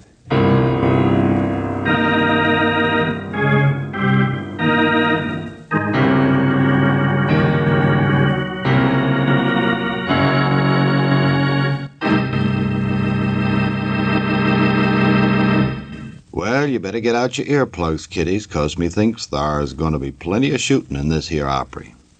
Oh, but don't put them in for just a minute, because first I want you to hear this. You know something? That did this old heart good. Now let's see if George is doing any good for Daphne. Uh-oh. Hey, George, someone is trying real hard to bump you off. Hey, George, duck! Hey, what the... I put your cigarette out, didn't I? Well... One shot at 30 feet, that's pretty good. Oh, but I missed the sandbag again. Look at them holes in my wall. Hey, lady, you got holes in your head. Oh, now don't be angry. I'm practicing here on my roof garden. See that clay pipe down there? I never missed. Oh, fine. You must make a big hit with lots of people. Well, my landlord and neighbors do complain once in a while. See the other pipe? Hey, you... But I talk them out of it. Well, now, look, I don't talk so easy. Don't you? No, he doesn't. Not when you're around, you mean? All right, bet. Annie Oakley, so you're nice to look at. Daphne Crockett, girl type Davy. Crockett? Oh, of course. The Club Paris. Mm-hmm. I've been there 5 years, longest run of any acting nightclubs. Everybody likes my shooting.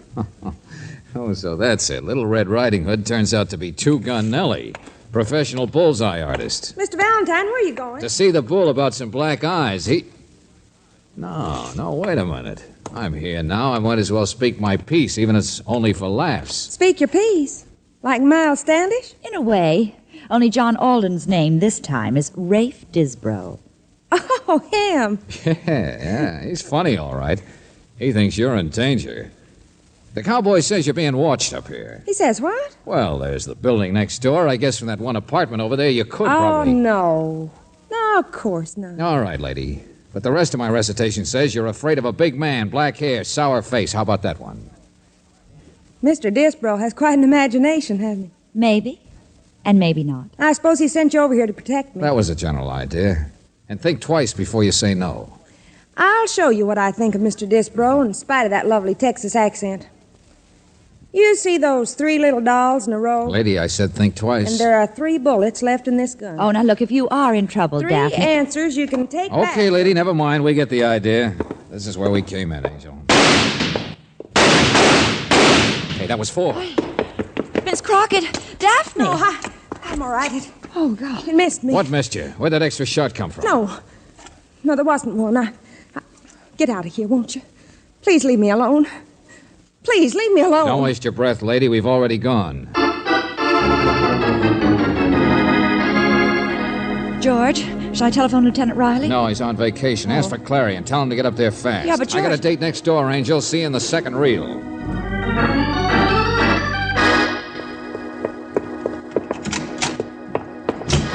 There's a card outside this apartment. Says R. Seaver. You him? I don't know. Are you? Now look, Bright Eyes, I want some... What's to look? A guy comes busting in, upsets my equilibrium. I'm teaching myself canasta. Now go away. All right, don't mind me. I won't tell if you cheat. Your manners get worse. The door's back that way. Remember? Yeah, just call me a building inspector. Come to take a look at your window, that's all. Don't fall out.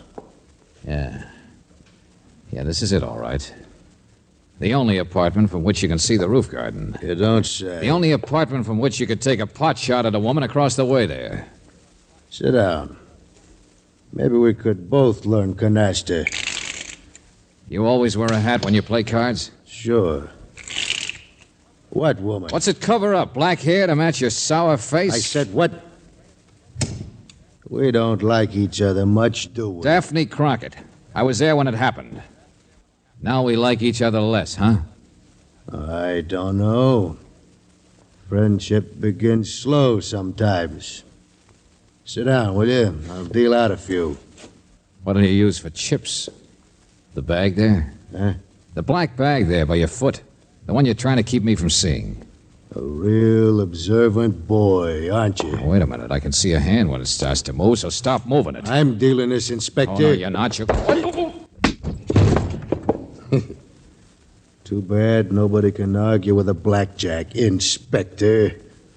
We might have had a nice little game.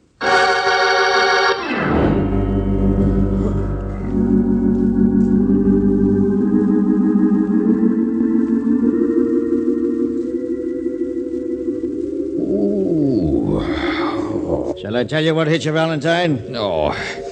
But don't tell me that's Lieutenant Clary's voice, not at last. At last. Valentine, if you'd wait for the police once in a while, or better yet, if you wouldn't get mixed up in cases like this. All right. You sound just like Riley. My headache's bad enough.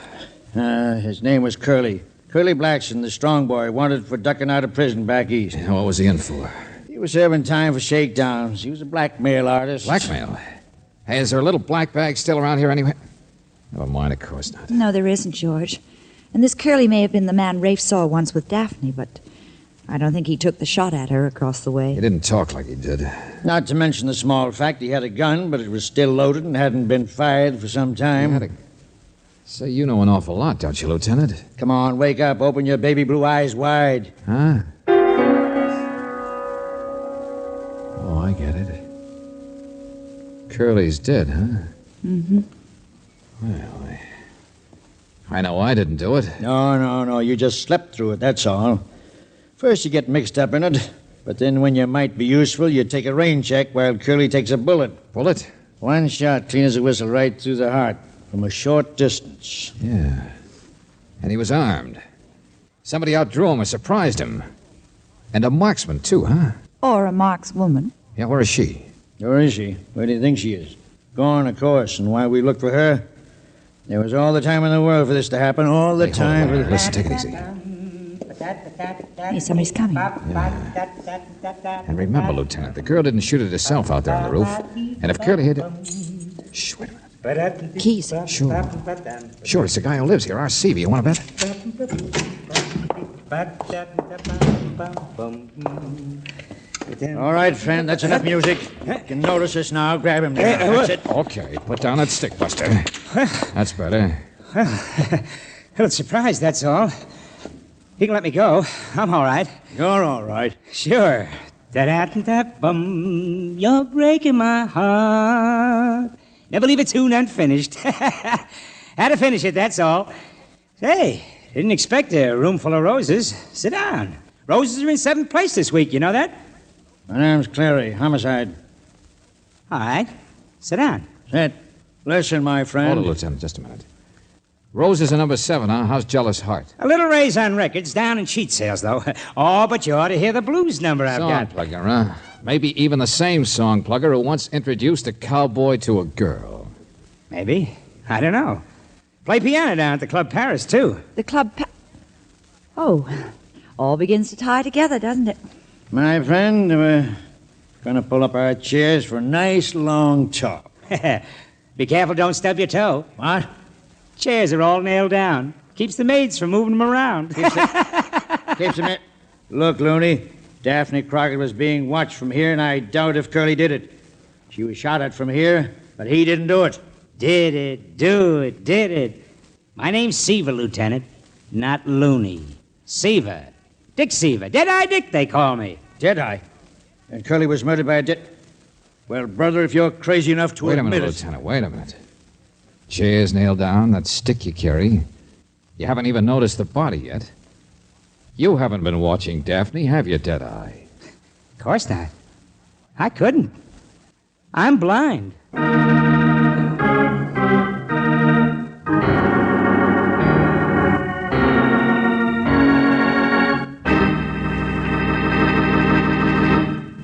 George, if I've told you once, I've told you 100 times. Don't jump at conclusions.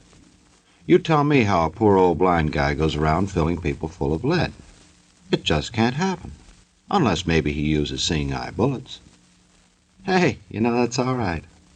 And for that matter, so is this.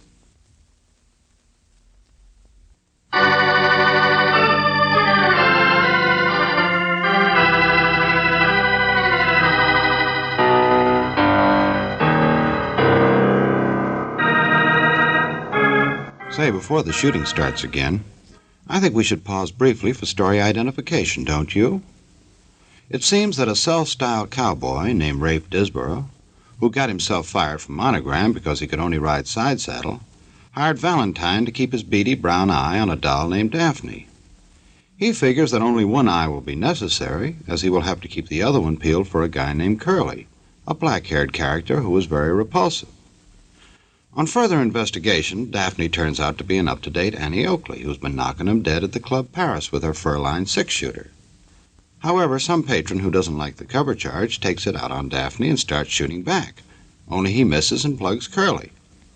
Meantime, George has been sleeping it off in Dead-Eye Dick's apartment, a song plugger around town, as he has become very drowsy from a hit on the head. George immediately points the finger at Dead-Eye, only Dead-Eye is blind and can't point back. Still, George figures that if he can plug songs, he can also plug people. However, this sets well with nobody, so he goes back to see Rafe Disborough, who is no help either, because all he can say is, "Gosh, Mr. Valentine, that's all I can say is, gosh." Well, you should try harder, Mr. Disborough. Usually there's just the good men, the bad men. And the little school teacher in between, I know. Well, this isn't the plot of a Western. But why you really wanted us to meet Daphne, you didn't say. So suppose you start saying, Buster, right now. I told you she was in distress. Are you being blackmailed, cowboy? Uh-huh. That was Curly's business, you know. And I saw a little black bag once. Blackmailed, I said. No, not me. Not you? Well, I'm always cautious about those things, but... Well, Daphne, she has another suitor besides me, is Mr. Michael J. Martin. Martin? Yeah, one of those millionaire fellas. This is strictly confidential, you understand. And you figure Martin's a better sucker than you are, huh? Oh, well, he is a married man, and I have never taken that step. Uh-huh. And you really hired us to look into Daphne because you were afraid she was going to knock you over, too. Oh, no, Mr. Valentine. You totally misrepresent me. No, I mean nothing of the kind. The little lady is always innocent. Okay, Disborough. When you decide to tell me the truth, let me know, will you? But I am. I'm just a bystander who... Or better yet, let the police know. This is still a murder case, Rafe. And they tell me cowboys are pretty good shots. What? Oh, I'm just a singing cowboy. That's the last straw. No, I'm not proficient except with a guitar. No, I don't shoot guns. Well, my fans wouldn't like it. Well, listen, I'll show you. Come on, Angel. Let's get out of here.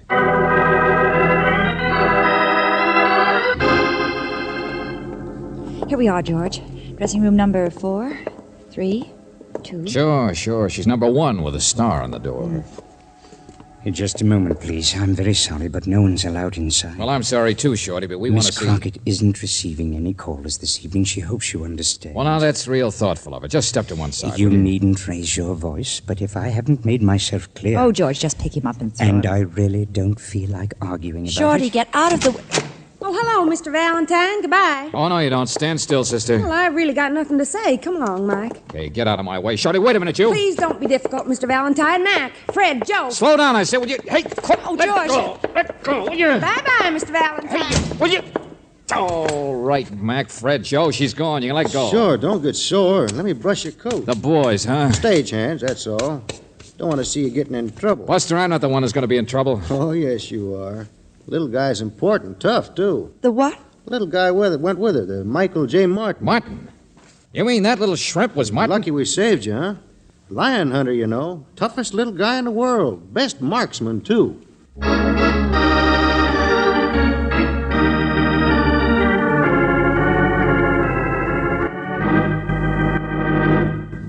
No, Miss Crockett isn't here. Of course she's not here. Don't expect her to show up.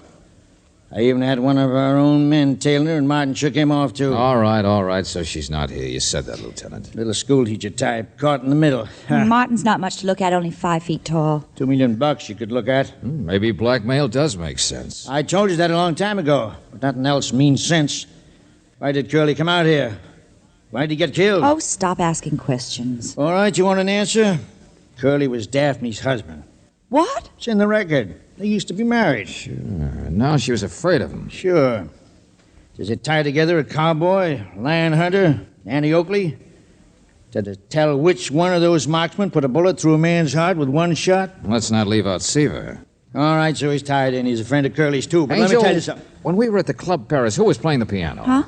Well, it was... Oh, George, it wasn't Dick Seaver. Uh-huh. See what I mean? He's missing, too. And you know, Lieutenant, a blind guy who's a heel could get into trouble easily.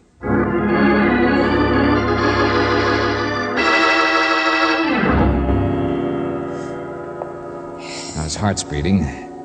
Now he's just unconscious, I think. Come on, Seaver. Come on, snap out of it now. His door's still open. Somebody must have slugged him when he was running out before he could get away. Oh, Daddy beat me. My head. Oh, he's okay. Take a look inside. That's what I'm doing. It's quite a mess. It's been ransacked. All the drawers, only thing still in place are the furniture. Michael J. Martin. Dead. Would you look at that? Another one-shot victim. Sharpshooting. Even about the same distance. Yeah. Got Martin a little higher up, though. Yeah, look here. Hit him right in the neck. So what? He's as dead as Curly, isn't he? Oh, yeah. I'm just... What is it, George? The window. Lights just went on there, opposite. What? Yeah, so they did. The roof garden. Oh, little Nell has finally come back home, huh? And, Lieutenant, if you work a process of elimination... Come on, let's get over there. I'll stay here. But, George... Go on. I'll take care of Seaver Yes, here. but... Now, I'll take you 5 minutes to make it from building to building anyway. All right, we'll keep our eyes open, but you watch from here. Don't worry. I've been wrong before. I'm not going to be wrong this time. Get going. Oh, Daddy, what a head. What's happening? What's happening, Mr. Valentine? Here. Come here now. I'll give you a hand. Thanks. That's my chair by the poker table. Okay, careful now. There she is. Whew. Sit down yourself, Valentine. It's good for the rocks in your head. From the chair opposite me, the wing chair there, you can see out the window. Yeah, thanks. Already there, aren't you? I tell by your voice. What you doing now? Nothing. Taking off a coat. Take off your coat. Take off your hat. Cigarette? Got some right here on the table. No, thanks. Go on into the kitchen now. I bet she can't cook. You've never seen her, huh? Nope, blind since I was 21. Lost him in a stick-up I got messed up in. Stick-up? Nice guy. I've been around, but I'm straight now. She's back on the roof now. Why do you say you're straight, Seaver, when you were all mixed up with Curly? I didn't know he'd taken a hop from prison. He was up here all the time watching his wife, wasn't he? Sure. It's a cinch I wasn't. You were in on the blackmail with Curly, too, weren't you? Somebody must have tipped him off that there was a good touch going, that Martin here was a pushover. All right, so what? What have I got to lose? Conspiracy to blackmail, but everybody's dead. You're right, we can't prove it. I've been around. You're not. What's that? Oh, she's just practicing, that's all. Funny, isn't it? Everybody's a marksman. You know, poor Martin there has a gun in his pocket, too, but he was outdrawn, just like Curly. That cowboy can shoot, too, Mr. Valentine. I don't believe that stuff he says, do you? No, I'm not talking about murder anyway. I was thinking about when Daphne over there was practicing early and somebody took a pot shot and missed. What about it? Well, that couldn't have been a marksman, could it? So it must have been somebody who just stuck a gun out the window and shot to attract attention. You've been around, too, haven't you? You knew somebody'd come running over like I did and find Curly and lock him up. He was a fugitive. Good way to get rid of a partner, huh, Seaver? Well, she's going to work on the clay pigeons now. Good shot. Never mind her. Then what happened? Well, it didn't work, obviously. Curly knocked me out instead, so when you ducked back into the room to pick up the dough in the black bag, you found Curly alive and plenty suspicious. So you had to kill him, I guess. Oh, is that it? Now, how could a blind man do that? Then maybe later Michael J. Martin figured out who'd been in on the blackmail and came up for a little talk. So you had to kill him. Well, I guess you can't be blamed. Lots of people think I'm not really blind, but I am, see? Look at the match in front of my eye. Never mind, skip it. It's because you are blind that I know you killed both of them. Who else but a blind man would shoot two men at the same height? A big man in the heart and a 5-footer like Martin in the neck. You're crazy, Mr. Valentine. I'm blind. I don't even know where people are. You can tell by the sound of a voice, can't you? What? But not close enough to... Tell what chair they're sitting in? The chair that's always in the same place because it's nailed down? Well, come on now. Tell me the rest, Buster. What happens? Yeah. You'd like to know how it works, wouldn't you? You'd like to know which chair. Well, I'm not going to tell you. I'll show you. It's the chair you're sitting in.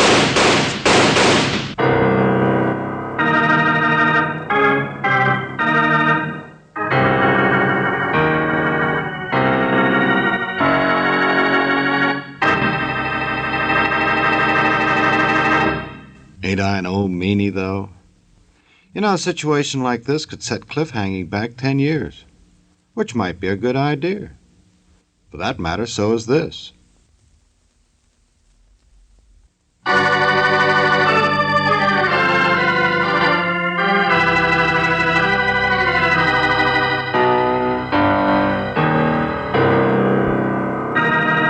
Now let's see how the little game of blind man's bluff is turning out. It can't be good for George, because old Deadeye is getting his jollies over something. Simple, isn't it?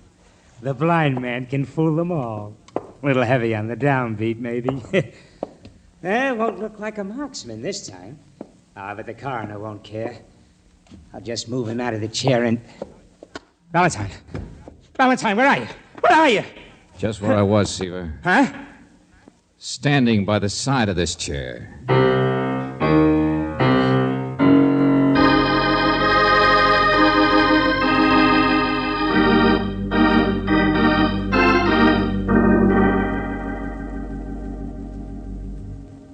Oh, thank you, Mr. Valentine.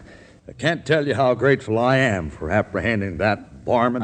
Yeah. He was a little twisted, I guess. George, we've got to be going. Oh, no, wait a minute. I asked you out here to explain about her. Oh, boy, he's really nice.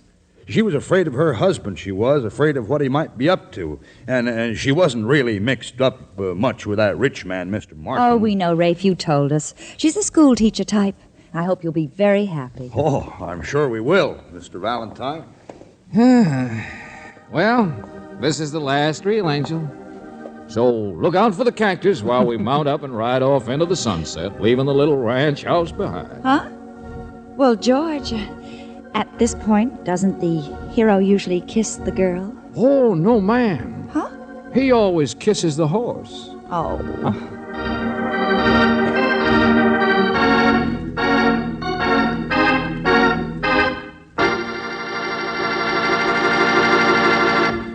You know, after a crack like that, I'm not going to even try and defend that boy anymore. I'm just going to say that Robert Bailey played George Valentine with the story by David Victor and Jackson Gillis. Now, this is yours truly inviting you to another visit with Valentine, when you will again hear what happens when you let George do it.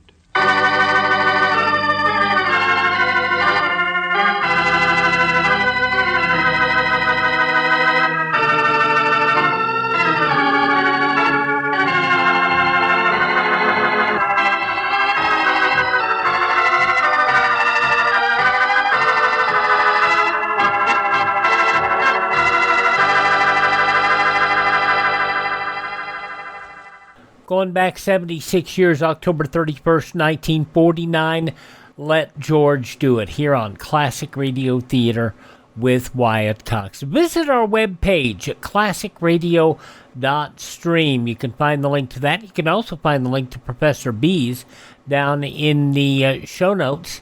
That's at profbees.com, profbees.com. Very simple, profbees.com. By the way, we do need to tell you that when you use that, we do get a commission.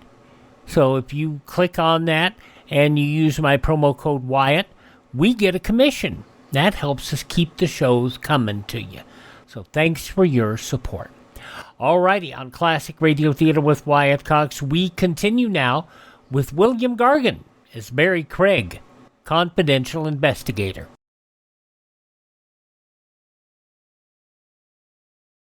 Keep your guard up. That's the key slogan of the 1950 National Guard recruiting drive, and it's a slogan as timely as today's headlines. More than ever before, America stands prepared, and the National Guard must recruit approximately 220,000 men as soon as possible. By joining the National Guard, young men will have the advantage of choosing their own unit and preparing themselves for promotion by being in a job for which they are best qualified. Investigate the National Guard now. Help America to keep up its guard. Now we go to 1951, October 31st to be precise, 74 years ago, for an episode of Barrie Craig, Confidential Investigator, where Barrie is looking for COD, corpse on delivery. William Gargan stars as Barrie Craig, Confidential Investigator.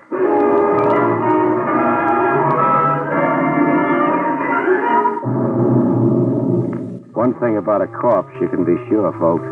Everybody's always trying to palm it off on the next guy.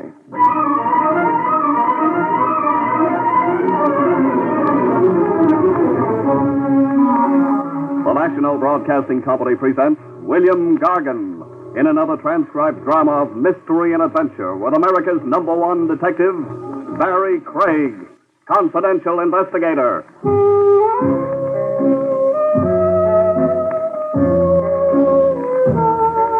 Barrie Craig speaking.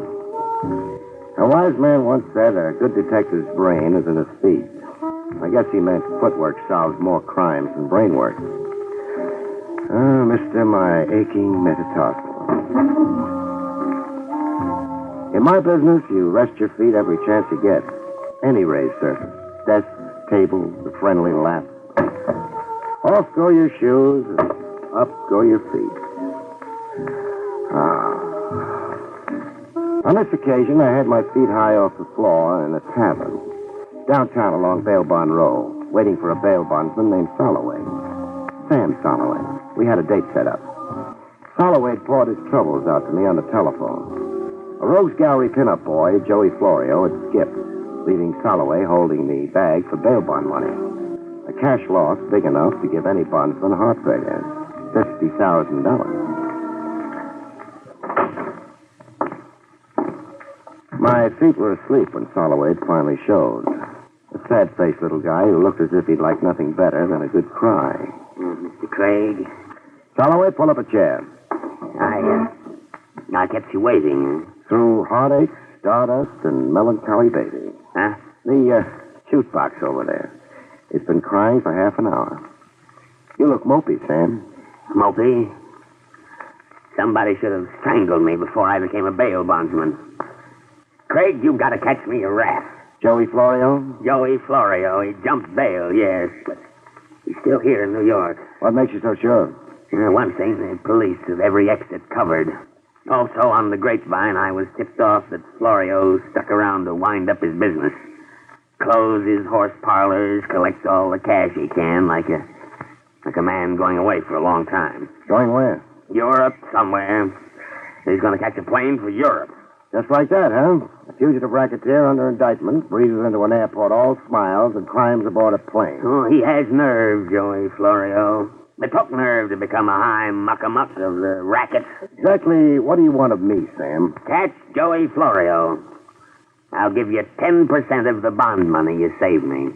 You're a sucker for hiring me on the side. You've got the whole police department working for you, for free, gratis. I feel safer with one man working for $5,000. Just how do you expect me to cover the airports? I've only got 2 arms and legs. Oh, hire people. Just show me an expense account. Cover the airports and then cover my funeral. Because if I lose $50,000 on account of a rat like Florio, I'm positively going to shoot myself through the head. Hear that song, Sam? Sad, huh? So what? It's my nickel. The song takes me back, Sam, way back. My first long past, a girl named Glory. A fine time for reminiscences. Blonde curls down to her shoulders. We had a portable Victrola going in a rowboat on Prospect Park Lake. Moon Dust. The record we were playing was Moon Dust. Craig, please, you've got a job to do. Oh, maybe I should have married her, Sam. Better you remained a bachelor. A shamus in a world of hoodlums. How long can you live? Why take a nice girl and make a widow? Oh, Sam, come off it. You sure loused up a memory for me.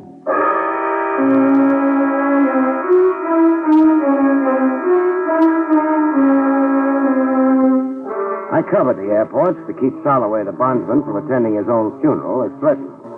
I hired a half a dozen stooges for $10 a day and smoke. You know your stations, men. It's a 24-hour watch, so load your pockets with K rations and carry a change of socks.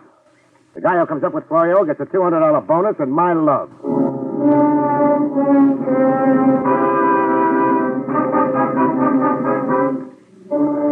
Chance in a million, but I kept it going for a week with as much action as an icebox salesman at the North Pole. Then I gave up.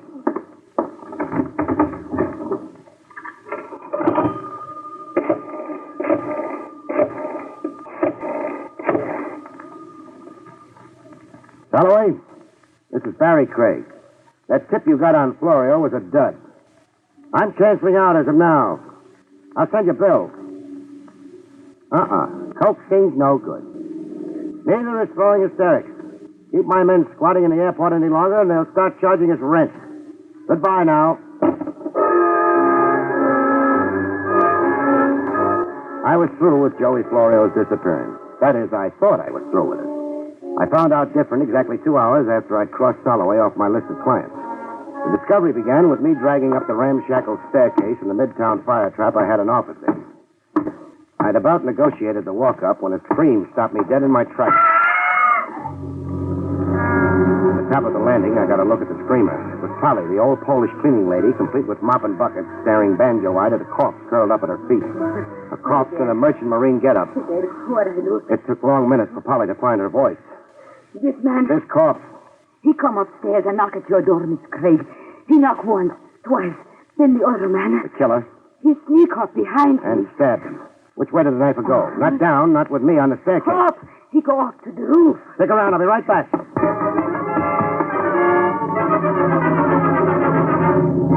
I was right back, empty-handed. The roof led to 88 exits at a 4-block square.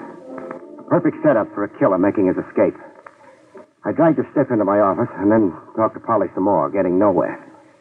Now tell me, the knifer, what did he look like? Bad. A bad face. I see that face and I know that man no good. Sure. There were character bumps on his face and you read them. But draw me a picture, huh? Height, build, how he was dressed, some identifying marks maybe. Oh, he's short, man. Yeah? And his hat pulled down over his face. I never forget.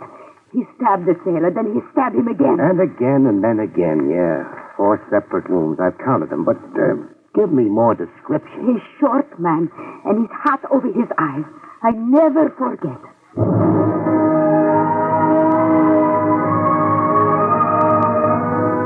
description to fit every second guy you pass on the street.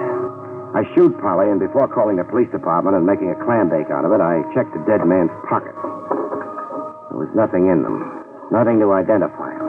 Just 3 crumpled dollar bills, some silver, pocket knife, chewing tobacco, a key ring, and a clipping from a newspaper gossip column. Clipping about me. Confidential investigator Barrie Craig, latest recruit in citywide search for Joey Florio. It is rumored that the missing mobster is worth $5,000 to Craig, if he catches him.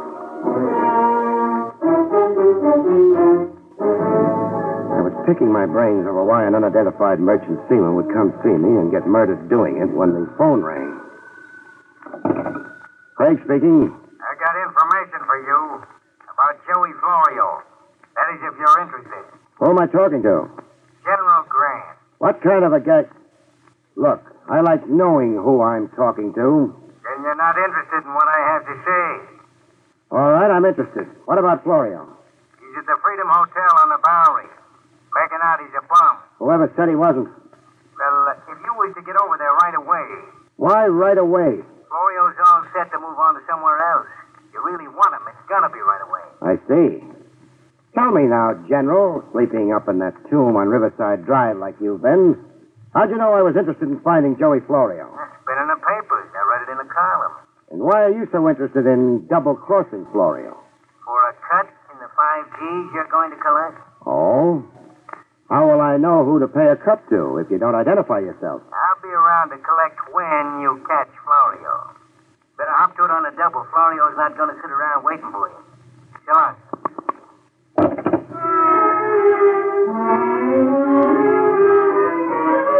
I didn't go for the phony tip on where to find Joey Florio right away yet. 10 years as a confidential operative, and you don't jump at bait like a seal in Central Park. You don't swallow everything an anonymous jerk disguising his voice on the telephone tells you. It figured. Somebody wanted me out of my office, and right away. I stuck around to find out why. In a clothes closet with my office lights out. I kept the closet door ajar just enough and waited for development. I didn't have to wait too long. There was a knock on my door. Somebody was satisfying himself that I was really out. I watched the door open and close, and the flashlight play slowly around the room. A lady caller it was. Blonde heartthrob in ballerina slippers and a page boy bob. I watched her bend over the corpse, open his shirt, reach in and unbutton a pouch he wore around his middle, something I'd never thought to look for. I had the pouch out of her hand in one grab. I'll take it, sister. No. You went right to it, huh? Like you knew exactly where he kept it. Give it back. The way you frisked that corpse. No nerve, no squeamishness. You could hire out to an embalmer. Give me the pouch. Suppose we see what's in it together, beautiful. Real chummy like. Oh. Well, ship's papers, huh? Stacy Crocker, signed to the Star of Sharon. The date's freshly stamped like... Uh-oh. Pardon me for taking my eyes off you. Now, hand those papers back at once or I'll shoot. Oh, don't, please. I'm fond of this suit. Your papers? Here. They're all yours. I ought to kill you. For identifying the stiff before you could get at your gun? Who killed him? I don't know. Now try for $4. Who was your stooge on the telephone with me a half hour ago? I don't know what you're talking about. For $8 now. Really concentrate on this one. Where's Joey Florio? I never heard of Joey Florio. Baby, let's not kid. But I'm not... Who is Joey Florio? And why should I know anything about him? Skip it. You going to shoot me before you leave? If you try to stop me. Oh, I won't, Donna Bright. I'll pick you up some other time when your gun isn't showing. You'll know who I am and just where to find me. Yeah, I'll know who you are by your picture. My picture? What picture? A joke. I'm only kidding. Goodbye now, beautiful. If you're going. But I wasn't kidding. Blondie'd had her picture taken the minute she'd come waltzing in the door. An electric eye camera tooled into the far wall and trained on the door. Open my door and get photographed. I'd be looking her up, but later. First, I wanted the corpse removed from my premises. A gift from me to the good police lieutenant, Trav Rogers. After that, I wanted to know more about Stacy Crocker and the Star of Sharon. Police headquarters. Lieutenant Trav Rogers, please. Tell him it's his mortician friend calling, Barrie Craig.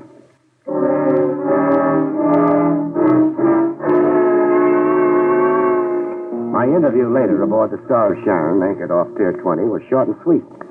The Captain Jameson was positive that he'd never seen or heard of a Stacy Crocker. I'm sorry, there's nothing I can tell you, Mr. Craig.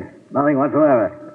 Stacy Crocker never shipped on the Star of Sharon, and to the best of my knowledge, was never assigned to this letter. But he had Star of Sharon papers on him, Captain. I saw them with my own eyes only an hour ago. Well, I can't answer for that, except that there's lots of bogus papers around. And lots of bogus talk. What? Lots of bogus talk. Why, you... Try throwing me over the side, and we'll both play pollywog in a drink. Thanks for nothing, Captain. Leaving the Star of Sharon on my way to police headquarters, somebody decided it was time to discourage me a little. A high-powered rifle shot from somewhere in an empty row of dilapidated buildings along West Street. It breezed close enough to my skull to give me a head cold. I got moving on the double.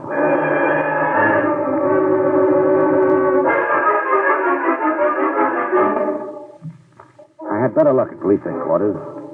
Trav Rogers had wormed into the case as snug as he could get. About that corpse, Craig. Oh, the corpse that Ivy gave? The next time you send a man, make it a box of candy. You were saying? Daisy Crocker was a professional informer. He'd come through with vital information for a fee. Then Crocker came to me with information to sell. I'd say so.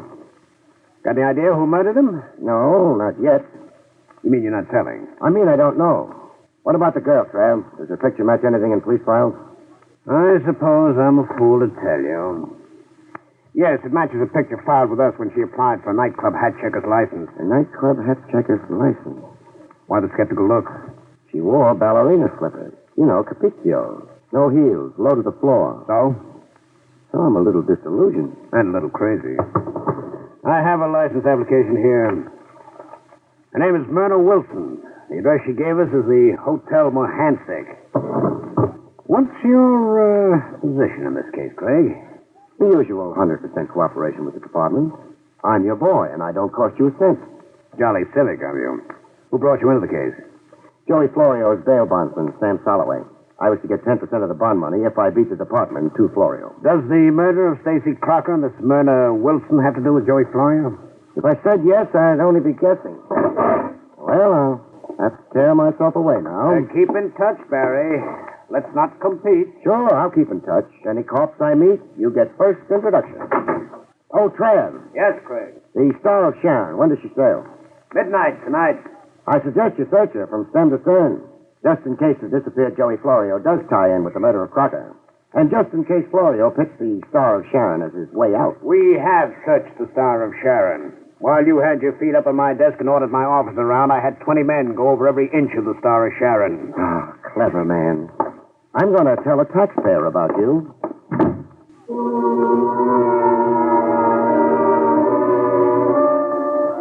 Blondie was next on the agenda. A residential dump, the Hotel Mohansick. A lobby full of nice old ladies clacking their dentures. Sedate room clerk tending strictly to business. The business of taking numbers bets. This dump reeked with refinement. If Blondie was surprised to see me, she didn't show it. As a matter of fact, it looked like she'd expected me and prepared for it. Soft lights and sweet music. There were hors d'oeuvres on a tray. Cordial glasses set around a colored decanter. And the smell of incense everywhere in the room. Is the party for me? If you want it to be, Barrie Craig. You're not surprised I came right to you? No. I knew you would somehow, sooner or later. You see, I made inquiries about you. Your reputation. What did my boosters say? That you're a bloodhound on the scent, that you get things done. My ears are blushing pink. What are you softening me up for? I need a friend. A boyfriend? A champion. How about a patsy? No, I wouldn't be fool enough to underestimate you like that. I'm in desperate trouble. You're not kidding. Let's get rid of the musical background, huh? That merchant seaman was very, very dead. I had nothing to do with his murder, I swear. You tried to prevent my identifying him. Yes, but only that. Why only that? Stacy Crocker was an informer. He'd gone to your office to disclose certain confidential information. I already know that. Confidential information involving me. Involving you in what? Robbery. I used my job as hat check girl to play lookout for jewels worn by wealthy patrons. Here, I'll show you. Where? Are they real? Very real. Rings, brooches, tiaras, loot. How did you manage to steal them after scouting them? You don't look like a society raffles to me. I had a partner. And the lucky sidekick? Tex Kirby. I'm telling you the truth, Mr. Craig. Barrie. Barrie, huh?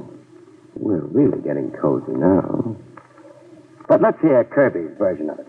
Here's Kirby's version, but how... But where is Kirby? Watch how I materialize people, beautiful. Okay, Kirby, you can come out of the kitchen now and join the party. You're smart, Gregg. I learned to add 2 and 2 a long time ago in night school. I figured Blondie would have a chaperone hidden somewhere in the woodwork when a great lover boy like me came calling. I asked Kirby to be here in case you insisted on questioning him. Sure. Okay, I'm insisting. What about these jewels, Kirby? Well, like Myrna told you, me and her was working in together, stealing them. And you didn't kill Stacy Crocker? No. I only knew he was on his way to tip you off to our racket, so he could cut in on the insurance reward you'd collect. Well, so much for that. Now tell me about Joey Florio. I never met the guy. But you telephoned me Florio was at the Freedom Hotel on the Bowery. I telephoned you? Let's not get cute now, Kirby. Okay, it was me. I wanted to get you out of the way so Myrna here could frisk Crocker.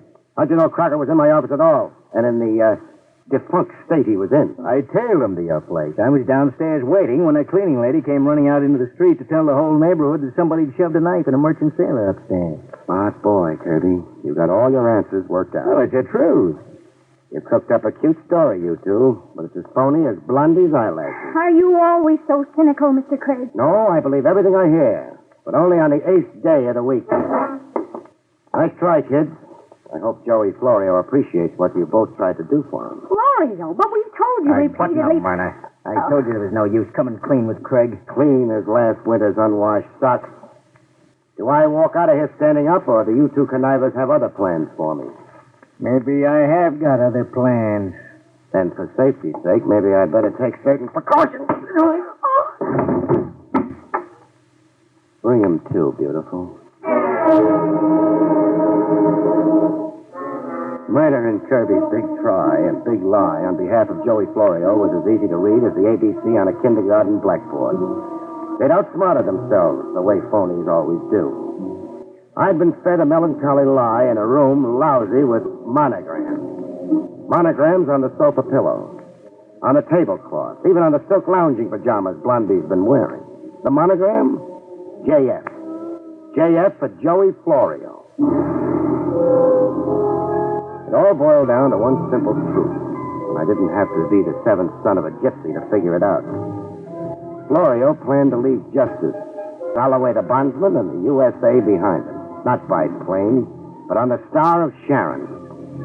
Stacy Crockett'd come to sell me that when somebody stopped him. Then Kirby and Blondie did what they could to stop me from identifying Crocker. From tying Crocker in with the Star of Sharon. I was in a doorway along the waterfront at 1:45, 15 minutes before sailing time. There was a cop assigned by Trev Rogers on fixed post, watching the Star of Sharon until it sailed. Everything was as quiet as a graveyard for a while. Then the fireworks began with a rush. First came a scream. A woman screaming her head off around some dark corner. Cop on detail went running toward the screen, waving a service gun. I stood pat in the doorway.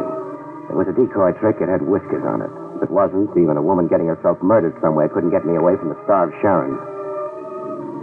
I played it right. With the cop diverted, a car rolled up to a fast stop right in front of the pier.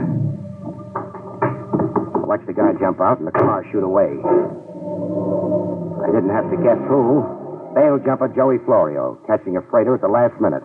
He was running for the gangplank when I fired a warning shot.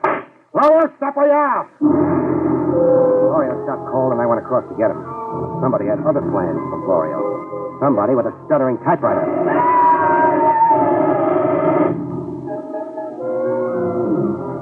When I finally got over to Florio, he had more holes in him than a Swiss cheese.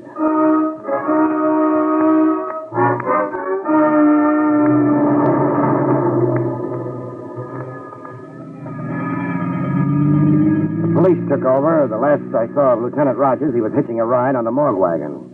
I caught a cab to the home of Sam Soloway, bail bondsman. I had enough for a cruise around the moon and back coming to me, if I could sell a corpse to Sam. Hello, Sam. Gregg? This time of night. I never sleep. Too many guns going off. Still want Joey Florio? I still want my $50,000. Is it still 10% for me? Bargain's a bargain. In cash, right away. Right away?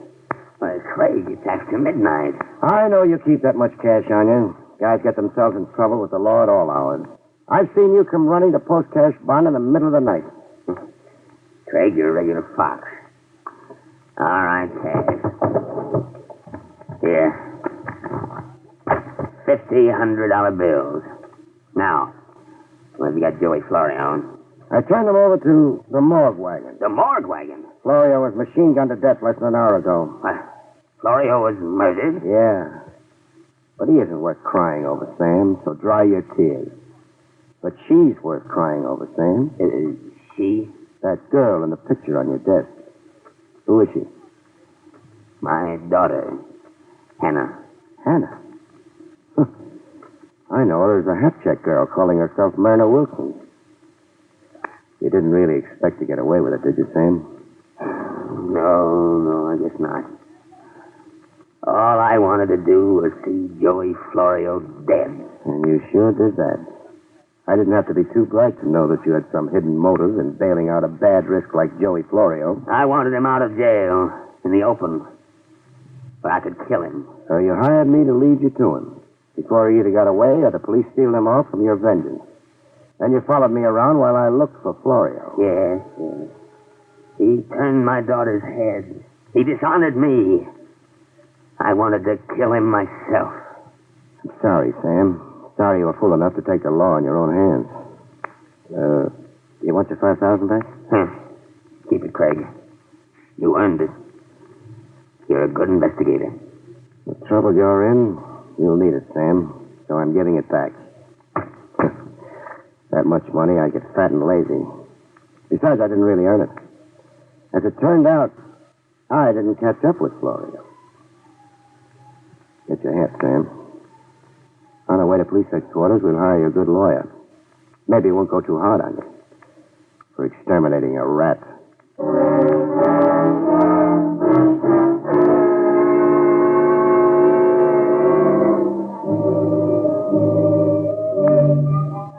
You rest your feet in my business every chance you get.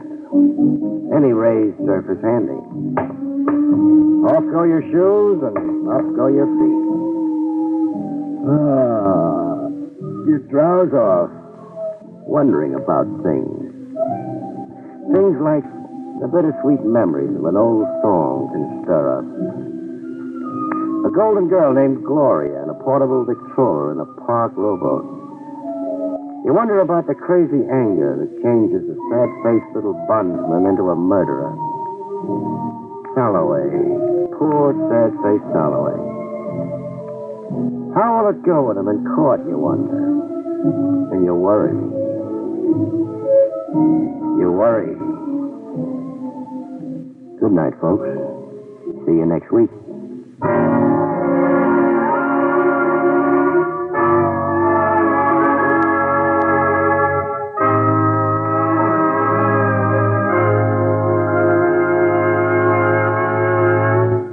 You have been listening to William Gargan in another exciting transcribed mystery drama from the adventures of Barrie Craig, confidential investigator. Tonight's story, Corpse on Delivery, was written by John Robert. Next week, it's the strange story of the borrowed knife, about which Barrie Craig has this to say. One thing about marriage, folks, many are made in heaven, but there are others that are unmade by the forced application of the vow, unto death do us part. See you next week, folks.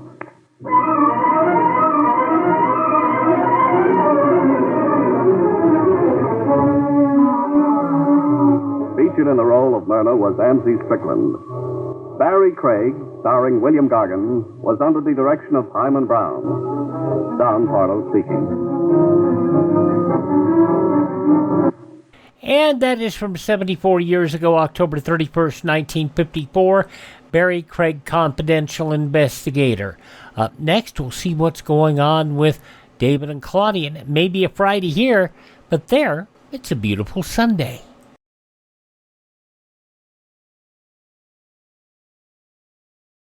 Ladies and gentlemen, last year's traffic death toll was 37,500, a 7% increase over 1950.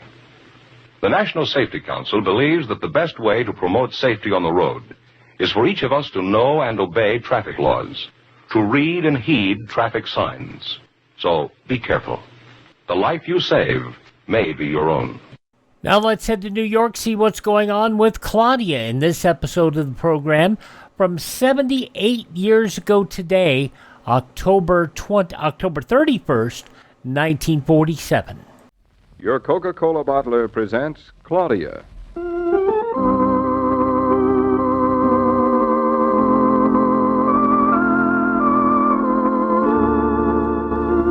Claudia, based on the original stories by Rose Franken. Brought to you, transcribed Monday through Friday by your friendly neighbor who bottles Coca-Cola.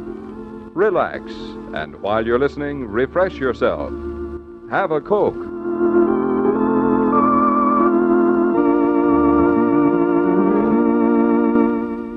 And now, Claudia.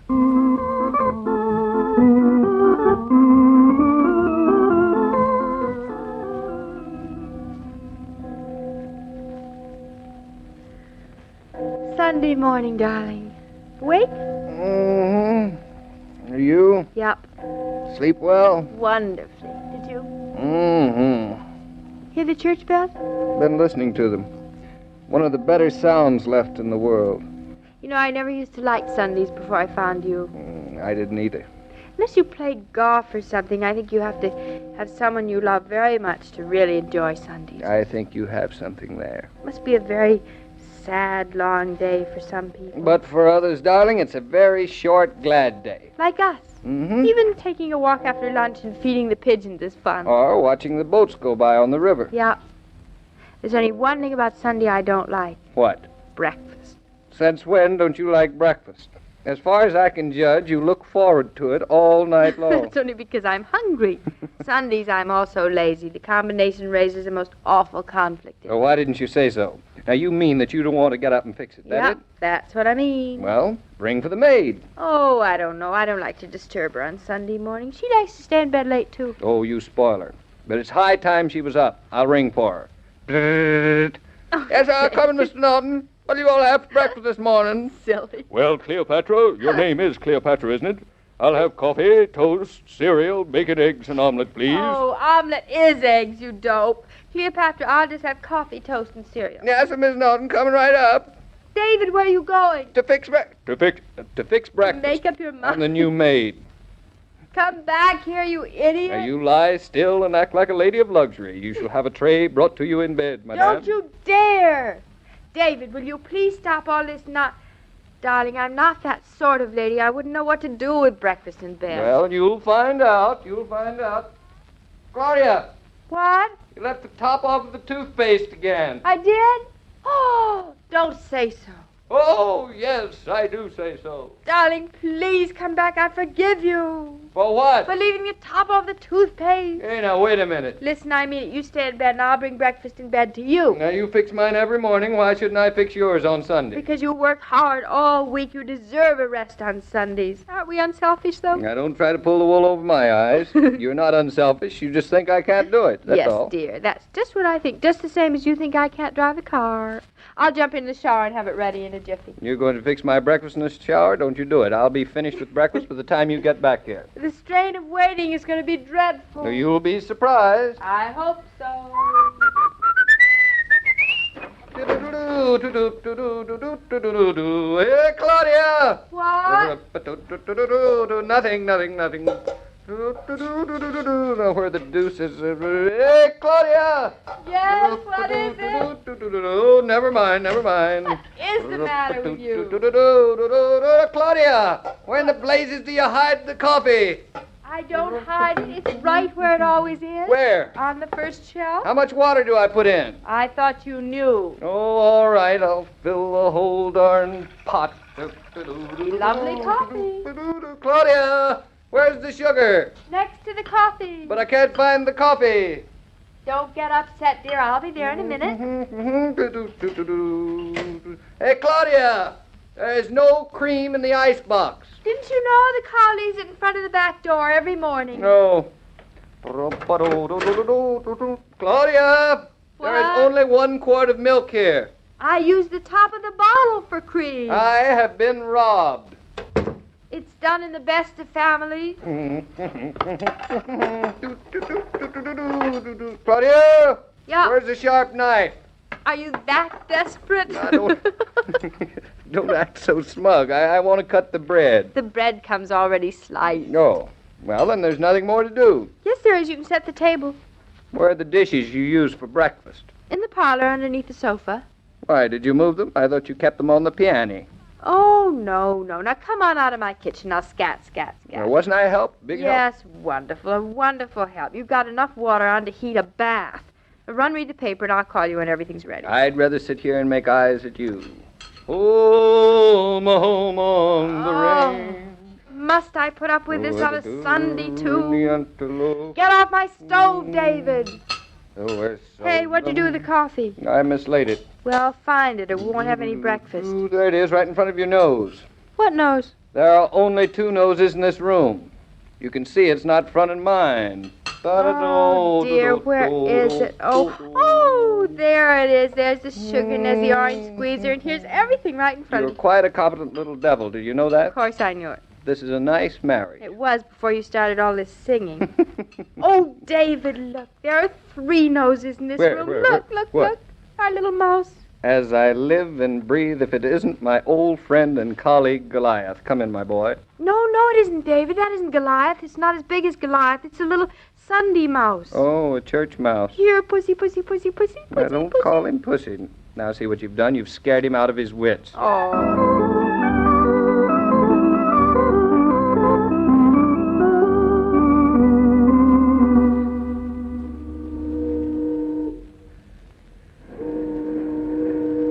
Sunday afternoon sounds are different from every day, aren't they? It's funny. What? I was just thinking, I love the call of that boat on the river, just because we're walking together and going along the street together and... I love the sound of it, too. What's funny about it? Well, because if a person is alone and lonely, the same sound could almost break your heart. Yeah, I know what you mean.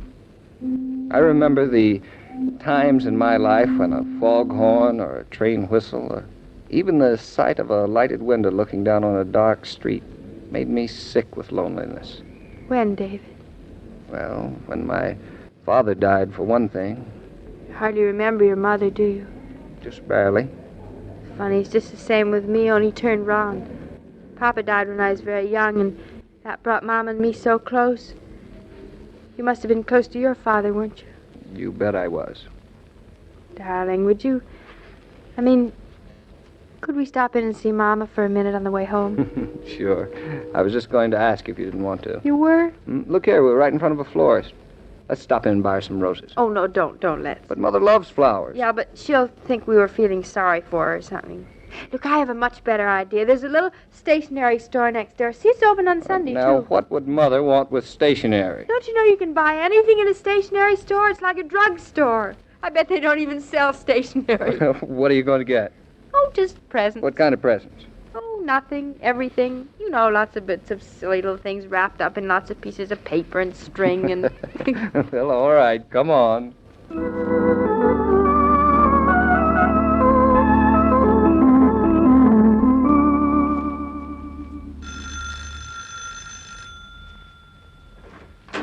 Well, hello. Where'd you two come from? Well, that's a nice welcome, Mrs. Brown. Come on, Claudia. Let's go home. You can't hurt my feelings. Go on. Go home, both of you. All right. Come along, David. Wait a minute. Not so fast. What's in all those packages first? Presents. Now should we go home? Presents for who? For whom, not who. She's not very bright, David. Takes after her daughter. Oh. There's a trick in this somewhere. What's at the bottom of this visit? Oh, we just came to wish you Merry Christmas. And a Happy New Year. And a joyous Happy Thanksgiving. New Year. A lovely birthday, too. Here's your first present. Open it. Well, they're wrapped like they came out of a store. They did. We've been shopping for you for almost an hour, trying to think of what you like the most. Why, a cigar. Children, just what I've been longing for. You see? I told you she'd like a cigar better than a bar of chocolate. Oh, no comparison. And open the next one, Mom. I am. Now, don't rush me. Well, if it isn't a package of matches to light the cigar. Oh, we think of everything. Ah, dear, thoughtful children. And bubble gum, and a balloon, and a water pistol. Oh, that's for burglars. Good. Now, what can this box be? Well, why don't you open it and see? That's one way of finding out. Oh, how did you ever guess I needed how many? 100? No, 1,000 rubber bands. Oh, you extreme extravagant things. 500 would have been enough. Oh, no, not for you, Mama. We don't want her to stint herself. Listen, you imbeciles, don't you ever act like sane grown-up people. Now, how can this daughter of yours act sane and grown up when she's not? I don't see how you stand it, David. I'm thinking very seriously of getting rid of her. You are. Now you're talking sense. Where are you two bound for? We just came from someplace. Where? No place. Well, what she means, I presume, is, Mother, that we just went out and took a walk. A nice walk. What'd you do all day, Mama? Oh, lots of things. Such as? None of your business. That's the way to handle her, Mother. What'd you have for lunch? What's that to you? Because you don't eat properly when you're alone. I ate properly. I don't believe it. I'm going to go and see what's in the icebox. Claudia, come back here. You're afraid to have me look. Nice, obedient daughter you've raised, Mrs. Brown. David, that child's worse than a detective. I bet it's tough to live alone, Mother, isn't it? You get used to it. Must be pretty lonely, though. Well, loneliness is a lesson we all have to learn. I guess so. And the funny part of it is, you have to learn it by yourself. What's the joke? What are you eating? I found a tomato. Here, See come this here, nice please. little tomato? You want some? Looks good. David, you know the only other thing in her icebox besides butter and milk was an old cooked lamb chop on a plate and a little tiny piece of cheese. I took the cheese from the mouse. You don't mind, do you? You're welcome. Thanks. Why didn't you eat the chop? Want that too? No, we lost our dog. What are you having for supper? Turtle soup, broiled squab on toast, and baked Alaska. I think we'll stay, Claudia. I should say so. We're only having leftovers.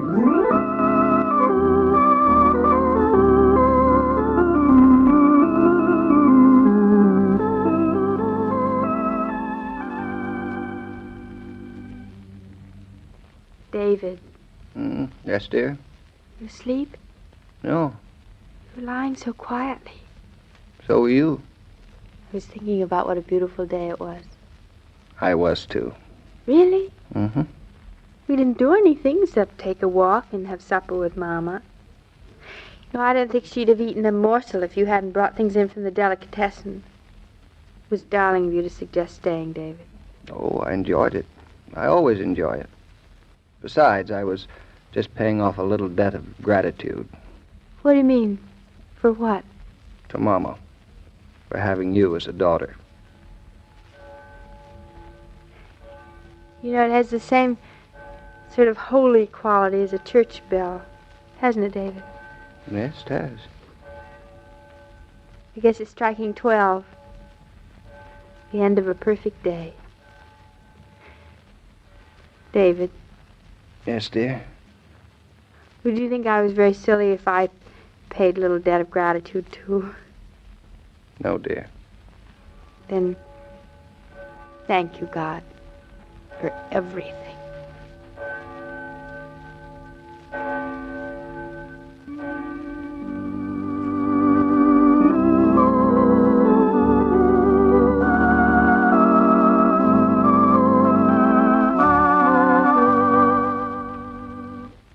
All story material used on this broadcast of Claudia was under the supervision of Rose Franken and William Brown Maloney.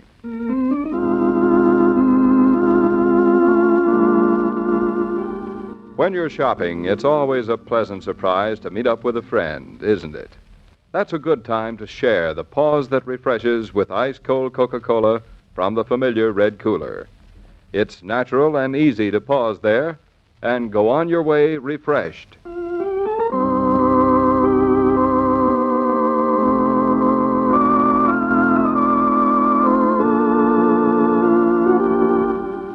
Every day, Monday through Friday, Claudia comes to you transcribed with the best wishes of your friendly neighbor who bottles Coca-Cola. So listen again Monday at the same time. And now this is Joe King saying au revoir, and remember, whoever you are, whatever you do, wherever you may be, when you think of refreshment, think of Coca-Cola. For ice-cold Coca-Cola makes any pause the pause that refreshes.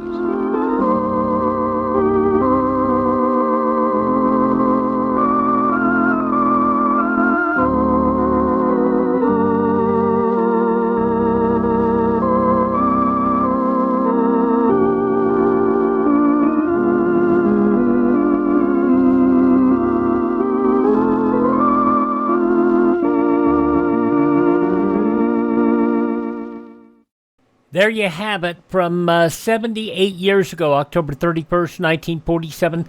Claudia here on Classic Radio Theater with Wyatt Cox. We'll have comedy tomorrow on our Saturday podcast.